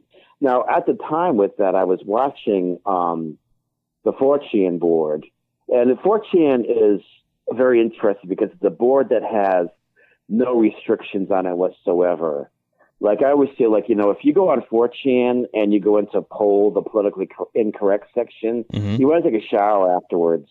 You just need to shower afterwards because it's just so vile when you get in those places. And so, but I wanted to do the research on memes with that. And there's a type of magic that's called chaos magic. And you use what's called like a sigil, which is a representation of something. It could be like a very small symbol or something like that. And the point with the sigil is for somebody to see that and give emotion into it. If you give emotion to it, you kind of increase the spell, so to speak, or the way that, or the ritual or whatever like that. What they started doing was they did that with these frog memes. And somebody was doing it through an experiment. And what they were doing was they were just saying, like, watch what we're going to do with this. We're going to put this frog out there, and it's going to – they were even saying, like, they wanted to do it basically to hurt Hillary Clinton with this. And it started at first as just like, it's just a picture of a dumb frog, whatever, like that. Now, if you start watching, what started happening was – she started getting sick. She started passing out. She got chucked into that SUV like a big thing of kibble. She started coughing a lot. She just started getting really, really sick. And he was getting energized with everything. And what was happening is that people on these message boards were producing these images that were showing Trump as winning the election and Hillary as being the ultimate loser, like that. And then, and I know this sounds really, really weird, but unfortunately what they do is they do numerical sequences. And everyone was pretty skeptical about this stuff at first, like, who the hell knows, whatever. And the numerical sequences means that the more numbers are at the end of a 8-digit code, which every 4chan post gets randomly, would indicate what they call a check or a get, which kind of like means it increases the prediction that something will happen. For example, if you have a post and the number is like 13458888, they would be like, oh wow, this is like, really something like that. They got 4 8s, and they would like take that a lot more seriously. And so what ended up happening was one person typed up, they put up a picture of Pepe the Frog and one message, and all it said was Trump will win. And they posted that. The digits were 777777777. And the chances of that happening were so phenomenal that it blew everybody's minds. And that's how the people on 4chan started saying, like, he's going to win. And then they got energized and they started really saying that meme around like that. And lo and behold, we see what happened was that he won the election and she lost drastically. And somehow this ended up becoming linked to an Egyptian frog deity, which is really how strange this started happening, because the Pepe is just a frog, a picture of a frog. But Kek was the Egyptian frog god that brought chaos into light. He was like a chaos god.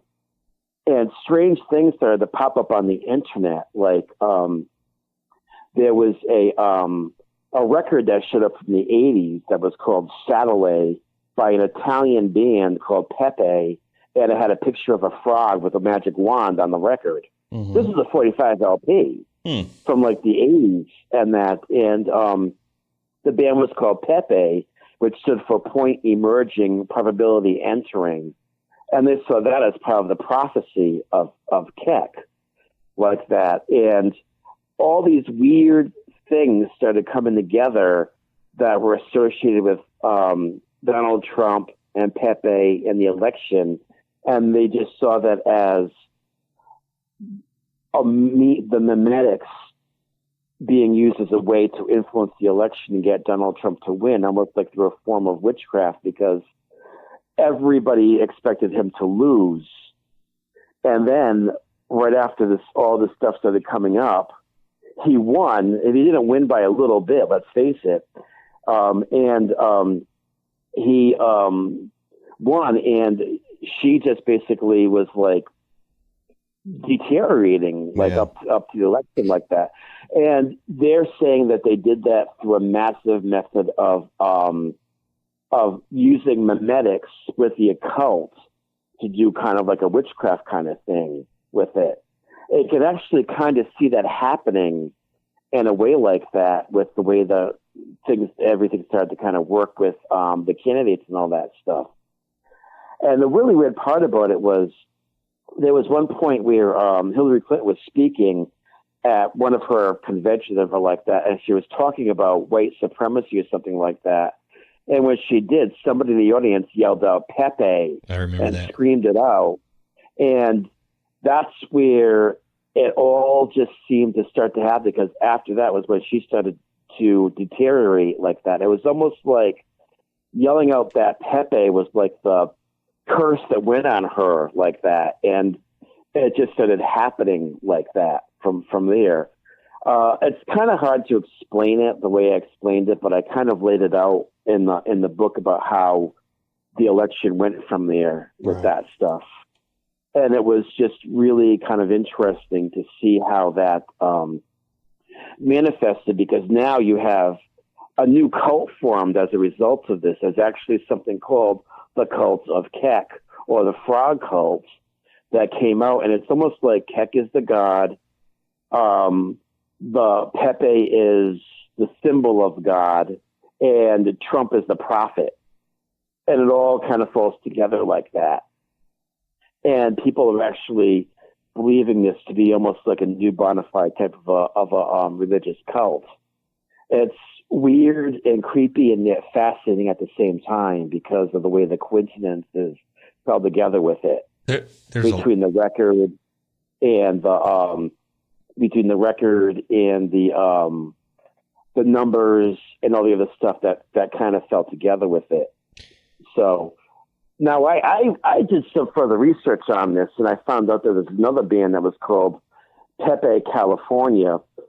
And at the time I was looking at this, people on the 4chan board were talking about how they kept going like, California needs an earthquake, California needs an earthquake, you know, but they want like to have a big, huge one the size of the sea because they hate California, you know. But it was so weird because on the front of that record, the number was 1007, and California did get hit by an earthquake on October 7th of that year, of this year. And I was kind of blown away by that because I put that in the book and I published it long before that October 7th. I remember you actually messaged me about that. You're like, turn to this page. Yeah, exactly. It's like something happened here, man, like that. And again, the record was called Pepe. So it's these weird things like that. And what these people actually think is that, you know, the frog god is manifesting. And it's not that the frog is going to make things better. It's that these people are kind of like nihilists. They hate everything so much that they feel like Donald Trump is like a reset button, and that tech is just a complete chaos that they want in the world because everything is just so chaotic that you want to bring on the chaos. And let's face it, there's a lot of chaos happening now in the world, and you know, and Trump's associated with a lot of it, and one way or another like that. It is kind of connecting with it. Well, so I'm really big, and I know these guys look at me like I'm nuts sometimes when I talk about I'm really big into you know, conscious manifestation, thought forms. I almost think that, you know, sometimes we go into a you know what a psychomantium is, but you know, and you go into an investigation and you're sitting in this dark room and you're staring off into space and you're asking these questions in an EVP session. You're almost creating the setting for that thought, you know, that thought form creation. So my question is, I mean, you actually talk about some other thought form things there, but how do you tie that in with your book? Does that make sense? Yeah, there's a lot of things. Like if you look at the Philip experiment that happened, I think in the 60s, where this group of scientists and psychics got together and actually created a being named Philip completely out of the blue. Philip never existed, and they contacted him. Like they actually got paranormal activity from this being that they thought was that they created as Philip, and that concept comes from Tulpa, which is basically like if you believe in something enough, it'll manifest like that. And that happens on the astral level as well, like that. And the Buddhists have talked about that for a really long time, is that it's thought manifestation. And occultists know that too. Like if you, that's where they actually can almost create an artificial entity to that they can create to send out to either do their bidding or even attack people or whatever like that. The question is whether or not they created something that from the energy, or if they inadvertently sent out a call and something answered the call and then went and is kind of doing a bidding with it like that. Gotcha. I know. You have a thought like that. Yeah. And you may have just said it. I was kind of got sidetracked there for a second. There was that researcher that went and she met with the Buddhist monks and they told her how to manifest something, and then I can't remember her name, and she manifested it, and then she almost couldn't get rid of it because it had became so powerful at that point in time. Yeah, and that can actually happen like that. So so they a lot of times they don't just come out of vacuums like that. You know, things can actually kind of happen like that with it, and that's where a lot of the stuff comes up with occultism with it. Like people were able to, like when they actually had occult lodges back in the 1920s, people were able to focus their anger so much they could actually produce an entity from the anger like that if they did it the right way. And monks are actually able to do that with feelings and stuff like that too. Well, that stuff. And so there's actually a lot of science behind, when you get into what the government projects have done as far as remote viewing, and there's actually there was actually a study did that the control was more times than not. It wasn't great, but somebody could, like stare. I don't know what the exact thing was. They could stare at the back of somebody's head, make their hair, and that's actually a real science behind that sort of thing. So when you get, like in the case of your Pepe or Keck or that sort of thing, when you get nowadays in the new technology, and I think that's kind of where you were going in the book about how to be careful whenever you get millions of people, because now we have the internet and you get a meme going around and you get all this energy behind it and everything gets focused, then I think it can grow and manifest out of control. You have to look at it this way, like this. A lot of times, the way that somebody would hex somebody in the old days is they would put a symbol on a piece of paper, douse it with herbs or whatever they would put on it, and then they would throw it into their yard. So somebody would like come across it and see it, and they would freak out because they knew it was a hex. So, but the point is that they would freak out and put emotion into that, and kind of set the ball rolling. Now you have a very offensive meme that millions of people are seeing, and a lot of times they get quote unquote triggered. As a knee-jerk reaction, they're feeding the power into that. And it's the same concept, only it's virtual. Right. That's kind of what I'm trying to, explain from that. So, I mean, it doesn't matter if there's, the frog god or whatever it is like that. What matters is that it's actually a way that things are being created by the internet and they're manifesting. The Epstein killed himself as an example of that. People started posting tons and tons of memes that Epstein didn't kill himself, and then boom, the ABC News thing came that they covered the whole thing up. And the other thing was the doctor came out and said, no, the body didn't look like it was a suicide. Right. It's almost like the memes manifested the truth to come out with that, with it, and that wouldn't have happened without the memes. So you can look at it from almost like a psychological point of view with it too. But the memes did manifest a reality that came out with that stuff, with it.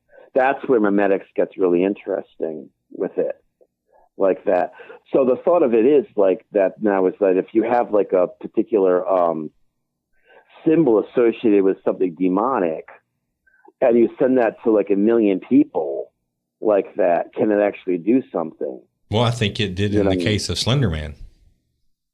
Yeah, like in the case of Slender Man, like that. Yeah, like that. Because if they did actually see the Slender Man, that was definitely a tulpa. Right. So that's kind of where that boils down to with it. And as a result of that, there are new things that are starting to manifest now because we're in a different age with it. People have believed for thousands of years, that there was a guy that walked on Earth that was half God, or that was God and died and was resurrected, and then he ascended, and we're all going to go to heaven when we die.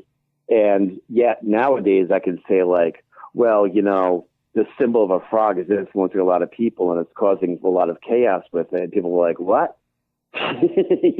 Right. It's like, yeah, well, you have one thing you don't have any basis on the introduction of Christianity either, other than within the scriptures.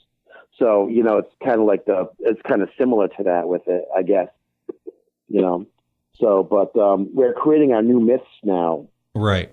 And that's what I find interesting, because with the new myths do come the new God. I want to say the new gods, but these new aspects of what you can actually call a god in a way, or old things could be becoming new again, like that too. And if you haven't seen it yet, there are a lot of people that are turning to the old gods again, and they're worshiping them again with that. That's becoming a really big thing. And who's to say that, they're not real like that, just because, we haven't worked within 2,000 years. There was a time where Zeus was very real to the ancient Greeks. Mm-hmm. So that's what I think is kind of interesting with it. If it was real to people then, if people start worshiping it again, would it be real to them now? It gets on a big philosophical level, right, yeah. Definitely with it. Now, yeah, but Okay, go on. I'm sorry. No, I was just going to say, I know that there's some stuff in the book that you didn't want to cover. I know, or that wasn't in the book that you want to cover. I know one of them was probably that California earthquake thing. But is there anything else in the book that you want to take note of that, and not to give the book away, of course, because we want people to go read it as well. But is there anything else in the book that you want to kind of hit on? Well, one of the things I just want to mention about the book is that I think it's the most modern book on the supernatural that's out there right now, because I go over things. A lot of the books, like they kind of like don't go over like the real modern contemporary things happening. And I'm going over the most modern stuff that we actually have right now. Mm-hmm. And I'm trying to keep it as up to date as possible with things like internet streaming rituals that are happening now online, the Charlie challenge, for example.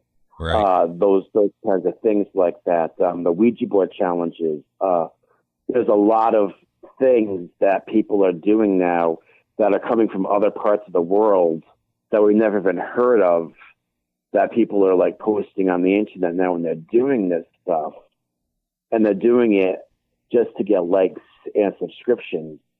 Right. That's the reason why they're doing it like that. Well, and it's like, I got this creepy box from an old witch on the occult, and it's covered in candle wax, and it smells kind of funny. If I get 5,000 likes, I'll open it. It's those kinds of things that are going on like that. And I just see how we're going over uncharted territory with it. I go over CERN, and how even like how like quantum physics is involved in this stuff, and altered other dimensional concepts and everything. I'm no scientist, but I try to break it down as much as I can about how alternate universes may be something that's happening with us now, and how CERN is affecting that, and a whole bunch of fun stuff like that. So it's a book where people are going to either be really, really fascinated with it, or they're going to be like, this is really, really weird. But then if they look at my notes and my citations and everything, it's like, I didn't make any of this stuff up.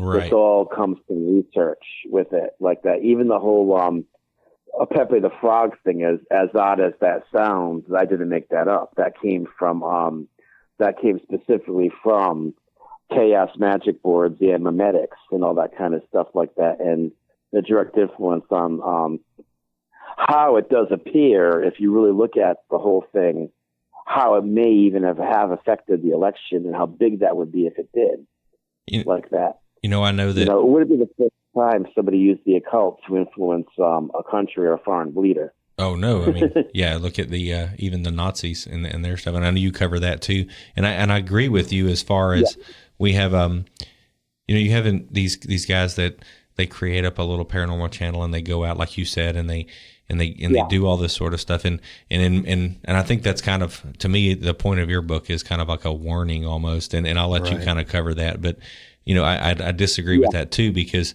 if it is a demon, or it is a jinn, or it is one of these things, those things do prey on the weak. And if you have someone that is weak of mind because they're not knowledgeable in what's going on there, they have other things going on, they're worried about getting those likes, they have all these other things that are eating at them, that makes them weak in the mind. And I think they're potentially getting into something that they don't need to be getting into.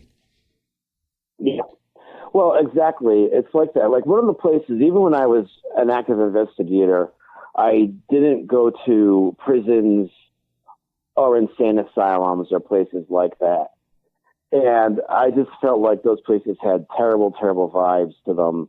And I know now that in Islam, at least, abandoned places like that are havens for jinn. They love abandoned places like that.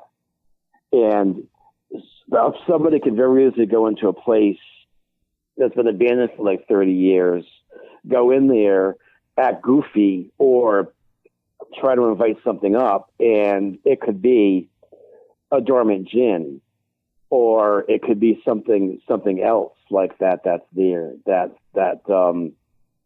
is there, and now you made it angry. You know? Right. And so now where do you kind of go from there? And And isn't it odd how seems like every single place you go to, it can be a prison, it can be like an old mill, it can be a insane asylum. There's always a little girl running around. Yeah. It's like every case I hear, it's like, oh, there's a little girl there. I'm thinking to myself, like, what is it with all these little girls? Does like God hate little girls or something? I mean, why are there so many of them, that haunt places? And if you look at other cultures again, there are a ton of different types of entities that show up as little girls. There's one in India, there's one in Mexico, there's one in Ireland. They're all different ones like that, and they're bad omens, and they show up manifesting as little girls. So that's where you take it as the trickster element. Maybe it's a jinn that's trying to do. Yeah, it's a trickster element. It's something else. And what's the most vulnerable thing you can think of? A little like 5-year-old girl who's stuck in a prison. Right. Something like that. So, yeah, in fact, I kind of question child spirits to begin with, because you don't come across like baby spirits, but you come across a lot of like child spirits, right, like that. So I question that to begin with. Yeah, I have trouble with that too, because if you take, and I have to be careful because I try to look at this objectively, but if you take a faith into consideration, why would a child be abandoned to roam? Yeah. Exactly. And not only that, but if you look at the bubonic plague and all the plagues that have happened over the years like that, there should be millions and millions and millions of child spirits. Mm-hmm. And they're not. They're not. You only hear of like them in really haunted areas. In the creepiest places. Like Well, with you, Mike, talking about the different religions and everything, and with Al's book, he has it to where it goes from Christianity to Catholicism to Islam to Buddhism. So I know you're talking about the jinn, and that's an Islamic jinn that you're referring to, right? Yeah. Okay. Well, but if you take the... I'm sorry, go ahead. No, I'll let you... It's your book. I'll let you describe that. What I'm going to say about that is... jinn existed long before the Islamic religion manifested. Okay. They're just very powerful spirits that live in another dimension. Oh, like that. Okay. So if you take the religious element out of it and just look at them as it is, like they could have been like the gods of the ancient world. They could be a lot of other things like that, but they're just one particular thing. It just so happens that the Muslims call them jinn and have them in the Quran in a particular way. But if you look at their behavior and the way they act and what they do, opposed to the religious connotations with it, they look different. They're not demons because they born, they die, they reproduce, they have gender, they have society, they even have government like that. So, and they also have, a lot of them do have religion as well. Okay. Like that. They're not all Muslim like that. They have different things like that. They're kind of like us, but they are at a separate dimension. They live a lot longer and have a whole different makeup, I guess you can say, with it is how I would how I would look at it like that. So yeah, that's just how I see them as. Okay. That's pretty much it. More of a secular definition, I guess. Okay, so you're saying that they're more on a different plane of existence, but they can jump into ours and be the trickster. That's what I was going to say. I think that the Muslim religion is what most readily identifies with it, but it does cross religions. It does cross cultures, as far as what they're capable of. And there's a little segue for maybe we should do a show on education. Yeah, exactly, for the jinn. Yeah, because I'm over here just learning about that and reading Al's book. Well, one of the things about it is that, at least in my area in Virginia, we have a very increased Muslim population here because of the diplomats and the embassies and all that kind of stuff. And I had last year I had Muslims living right across the hall from me, and that a lot of them live in my building. And when I did a haunted inn, years ago, I was interviewing the staff, and I interviewed a Muslim girl, and she was very young, maybe like 18 or 19, and she just said, like, I don't know why you think these are spirits of dead people. It's just jinn.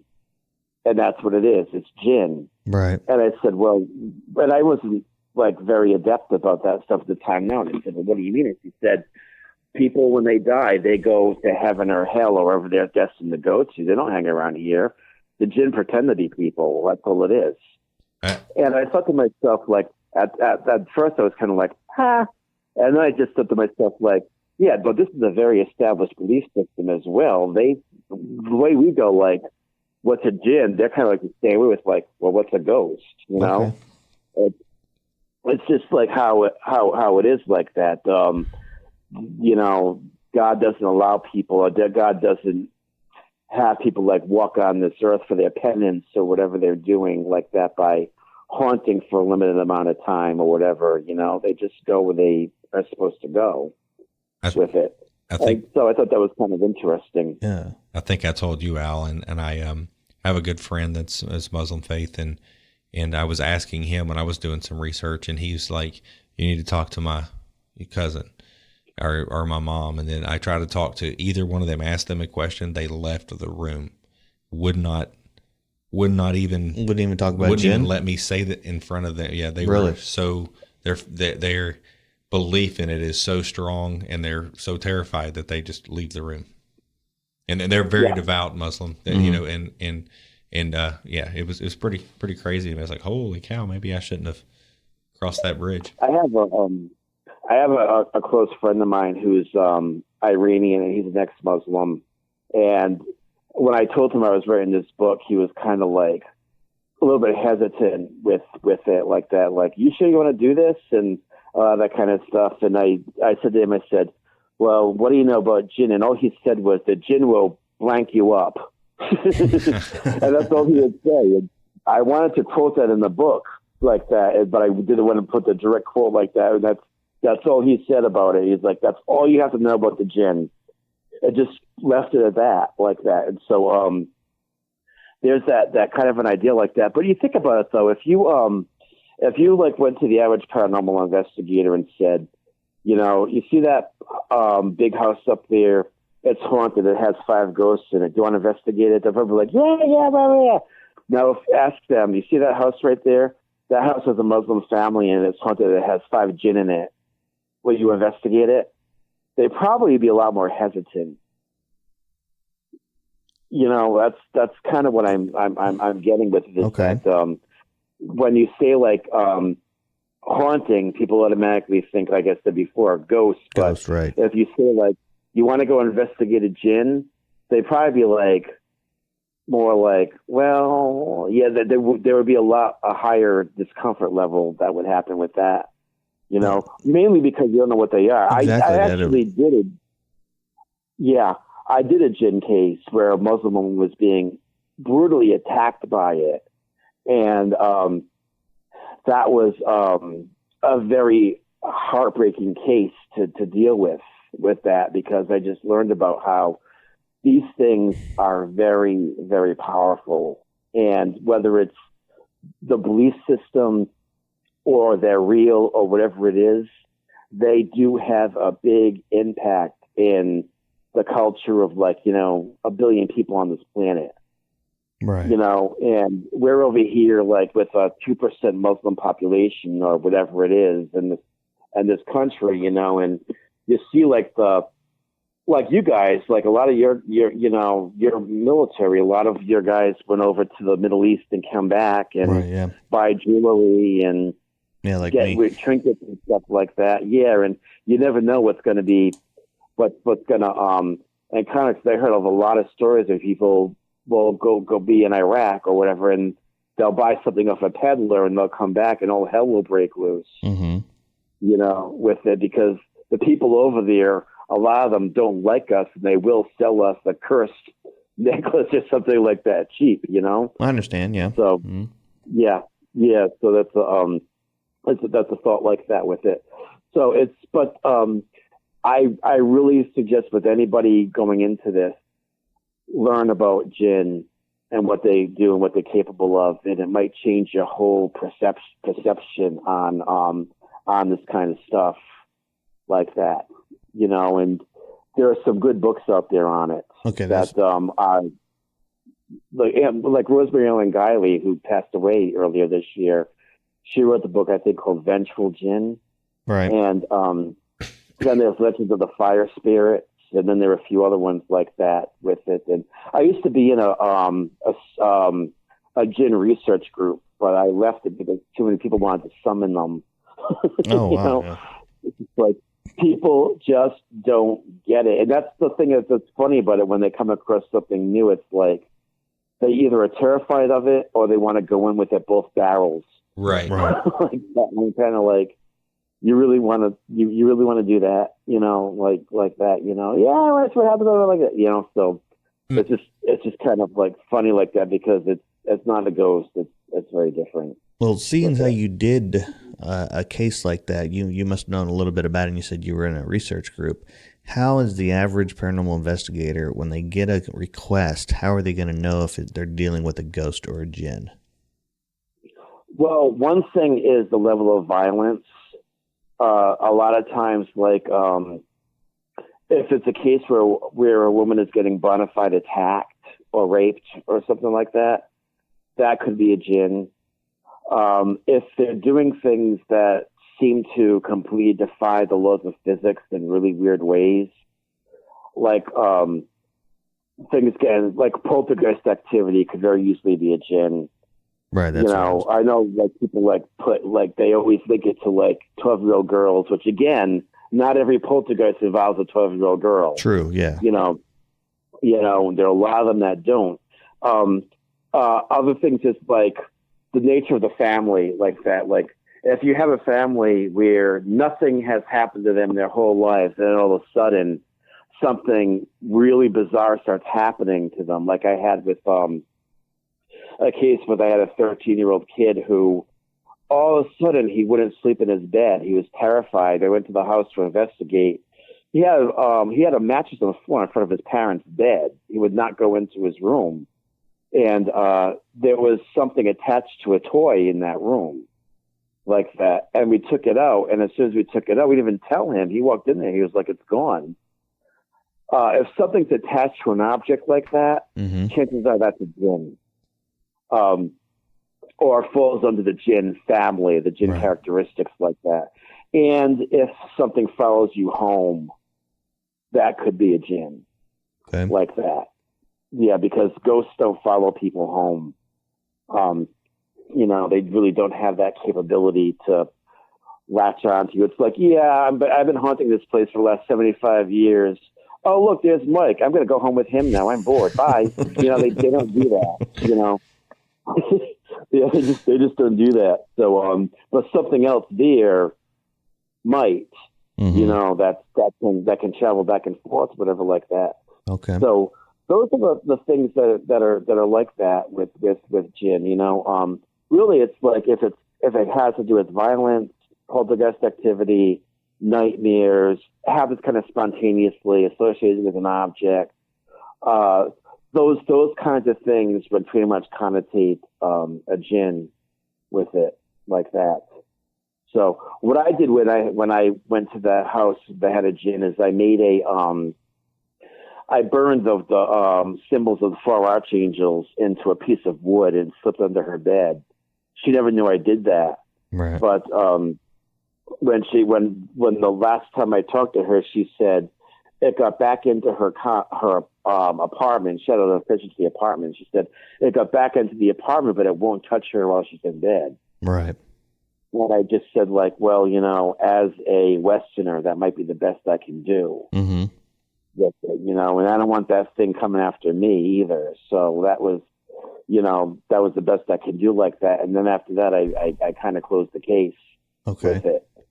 But her family prior to her, a lot of them ended up in insane asylums like that. And that's another thing like that. A jinn can drive somebody insane, and that's a very fine line because you're talking about mental illness and that kind of stuff like that. So that's where it gets to be kind of difficult. The fact that a lot of a lot of places in Europe now, people are treated for mental illness and they're exorcised from jinn too. Okay. At the same time, because they think the two of them are connected. It's kind of an interesting concept that's coming up with new migrations and stuff like that. So if you encounter... the other thing is... I'm sorry, what? I was going to say, if you encounter a jinn in one of your cases, how would one go about getting rid of a jinn?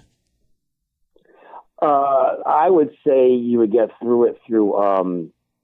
you'd have to do it through some sort of prayer. Okay. Would be one way of doing it. That's where faith has to come in somehow with it. And I just found that once you use faith with it, like whatever your faith is, and I really do firmly believe that you have to have some sort of faith with this stuff. I know Alex. I really think you have to have a belief in a higher power of some sort with it. And if you have that, then I think it can be released. And the other thing is, it can really only jump on you if you a lot of times if you have like something on you that's damaged. Like for example, if you have like a damaged aura, for example, like you went to an investigation when you're just getting over the flu, okay, or you're you have a terrible cold and you're going on an investigation right after a moment of intense grief after somebody you really cared about died, and your guard is completely let down.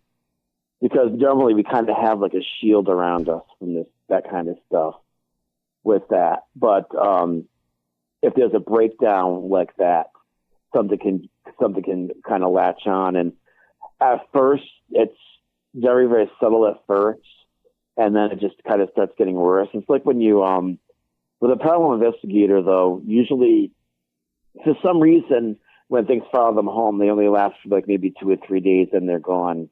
Mm-hmm. That's what I noticed for the most part with it. But if there's somebody in the family that's vulnerable, like a child or an elderly person, whatever like that, if it jumps onto that person, because let's face it, children are like little petri dishes, you know, they catch everything, you know, and elderly is the same way, and that kind of stuff like that. That's one of the reasons why I always say be very cautious if you have young children at home and never allow a pregnant woman on an investigation. Right, yeah, no. And a lot of women get upset with me about that, but I will stick to my guns like that. If this is going to mess with your baby, would you do it? It's like, would you smoke a cigarette, you know, if you're pregnant?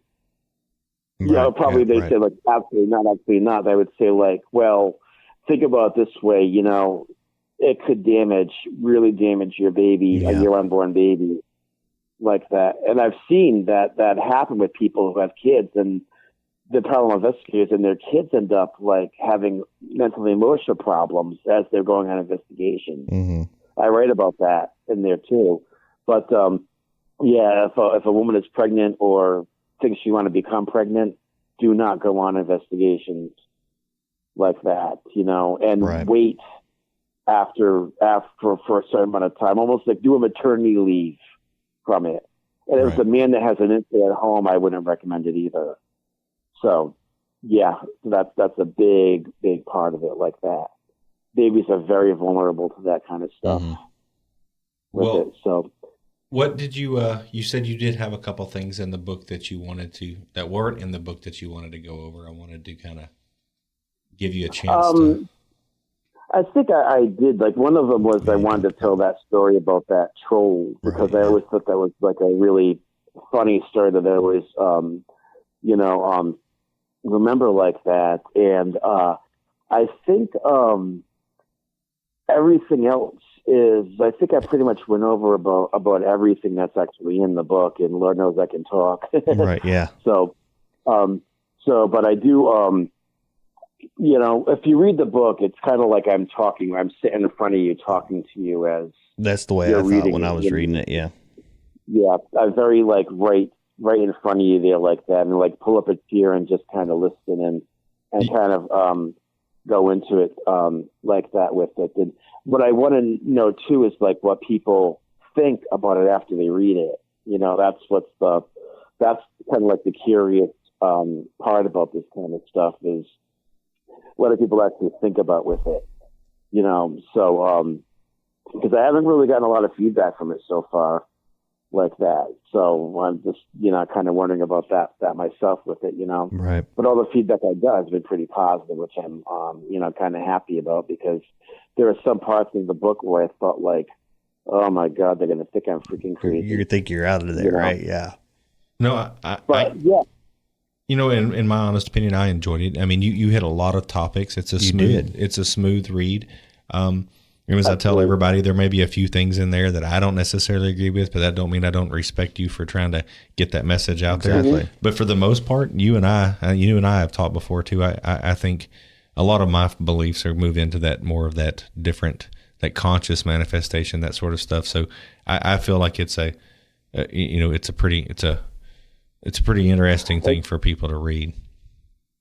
It's kind of, yeah, I think it is. It's funny because before I forget though, I texted you, Mike, about that coin, and that to me was like, I'm still haven't figured out what happened with that coin and how that got there like that. How, the other day I opened up I live on the 7th floor of a condo, and I opened up my front door to the hallway. I looked down, there's a coin sitting right at the floor, on the floor in front of me in the hallway. Now, you think like, yeah, quarter, nickel, whatever like that. Nope, this was a 1945 British penny that was just sitting there like that. And they stopped making them in 1967. And I still don't know where that thing came from. Well, and I think I sent you the link to my story. I think there's a lot of, as an investigator, I was an investigator for a long time before I really delved into it and realized that there was actually a big deal with coins and ghosts and sorts of things. So yeah, I mean, there could be a connection there. You just haven't quite keyed on yet. I mean, yeah, could it be that somebody dropped it? But I know in your case, it's unlikely that somebody was up there with a 1945 British penny. But you just haven't figured out the connection of how it, because I know that's how most of the coins are. One thing I thought about was, I instantly thought of my grandfather, and then I felt like in the military, a lot of times they give out challenge coins. Right. So maybe it could be something related to that, but that's the closest I got from that avenue. I just said to my friends, like, it better not have a murderous gin attached to it. Right. So, it sounds like you've got a pretty good message that you want to leave for people, particularly maybe investigators, and I think we covered some of that. But what are is your final message to people out there, besides buying the book, of course? But what is your final message for people out there? Well, my final message would be, for one thing, is that don't believe what you see on television, because chances are, if it seems like it's not out of the world, it probably is. Yes. Would be the first thing about it. B is, if you're going to continue to do this kind of stuff, do it with respect and caution, because you're not the only person that can get affected by this. Right. There could be innocent people getting affected by this, and you're putting them in jeopardy by being arrogant. I think that the biggest weakness of a paranormal investigator is ego in a lot of ways. Oh, yeah. And if anything is going to bring them down, and I see it all the time where people call themselves the ghost gentleman, or the ghost this, or the paranormal expert this, or whatever like that, and everything, and they have their pictures up and they're wearing all black, holding up a crucifix or doing something weird or whatever. Approach with humility would be the second thing I would say about it. That's a good point. The third thing about it would be really it's a constant learning lesson. It's constantly learning like that. You never stop learning about this kind of stuff. And finally, every paranormal investigator reaches a crossroads, and they reach that crossroads where they either go, I'm done with this, I'm bored with this, I can't do this anymore, and they kind of wander off, or they have a situation happen that's almost like existential, where their reality is completely challenged. And if that does happen, you're probably not going to be the same again after that. Okay. So that's a warning with that is sometimes, like people sometimes say, why did you leave? And I say, I found what I was looking for. And that can really change your life in a lot of ways like that. And you have to be aware of that. I agree. So I'm going to, I was going to ask one final question here. If you want to, sure. If there's anything else you want to say, and then lastly, where they can, actually it's two questions. If there's anything else that you want to point out, and then if you can tell people where to find you, where to buy your book. Well, I think with this, I think I pretty much said everything about it like that. I'm just like a regular person like anybody else to just happen to have some experiences, and I took it for a ride, it was a hell of a ride like that. And if you want to go on a ride like that, you can go on that ride, but you also need to know when to get off the ride too. Right. And there's no shame in saying I had enough. This is affecting my life too much. This is affecting things too much. There's no shame in saying that with that. No. And your story is unique. Because as everybody's story is unique, exactly right with it. So, and there's really no judging with that, with it. So if that's where you need to go, then there's absolutely nothing wrong with that. With the book, there's three ways that you can get the book, and the one way is I keep getting people that contact me and they go, oh, I really like to get a signed book. Right. And the only way they get a signed book is if they contact me, and they would have to buy the book, and they would pay a little extra for shipping, because I would ship it out to them, and we can order it like that and do it that way. And I keep a few on hand just in case somebody wants that. I've learned that people love signed books. Oh yeah, definitely. And I believe you can contact you through the on your Facebook, Project Rabbit Hole, right? Yeah, they can contact me through Project Rabbit Hole on Facebook. That's one way. Just type in Project Rabbit Hole and it should come up there. Yeah, it did. And you can message me on there, and I'm pretty alert with that. They can email me at bionicleg72@gmail.com is the second way they can contact me. If they buy the book through lulu.com, which is the second way, I would like them to buy it off the publishing site, because quite frankly, I don't have to pay a fee for that. when you go through the distribution fee. Right. And it's easier to just get it directly from Lulu like that, and they're actually really good with that. And I have the ebook up there as well as the hardcover, the paperback book there. And if they buy it there, they automatically get my email address and the thank you note that comes great. Okay. There, and they can contact me through that way as well with it. So just don't contact me asking me for cool places to go that you want to visit. Right. That gets a little bit irritating. I bet it does. Yeah, but it's on. It's at this point. I just did a check today, and the book is everywhere now. It's on Amazon, Barnes and Noble, Books a Million. It's in all those places now. Yeah. Which I'm very happy about. Now that's really all over the place with it. It's out there definitely. But at this point, Lulu.com is the best bet with it. Well, and like I said, you can contact me directly, and I can arrange to get a signed copy if that's what they want. All right, great. Like that. And anybody who buys it, I really appreciate it. That anybody who bought this, because I wrote this to try to prevent things that happen to me, that happen to my friends and other people like that. So, kind of say, you don't have to do this the hard way either. You can kind of figure things out and learn respect and caution at the same time with it. So, yeah, so that's So those are the best ways to do it. And I think you have the links to my Amazon and my Hulu page. Yes, sir. They will all be in the show notes. Anybody wants to look there, we'll have them up in the show notes. They'll be on our webpage. And then there'll, of course, be links from our Instagram and all of that sort of stuff. And Al, if you'll hold the line real quick, we're going to wrap up, and then I'll be on with you as soon as we wrap up. But I just wanted to remind everybody again, the show notes will be included where you can find Al's book, a little about Al. And then it's a pretty good book. I recommend. I enjoyed it. Enjoyed talking with you, Al.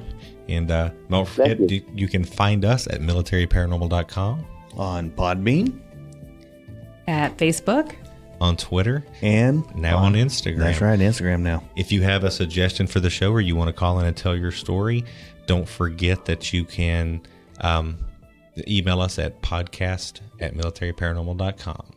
Good night. Good night. Bye. Thank you for listening to the MPI Paranormal Podcast. This podcast has been brought to you by Military Paranormal Investigations. Hope you all enjoyed the show. Don't forget to connect with us on Podbean, Facebook, Twitter, and YouTube. Until next time, the truth is to be found.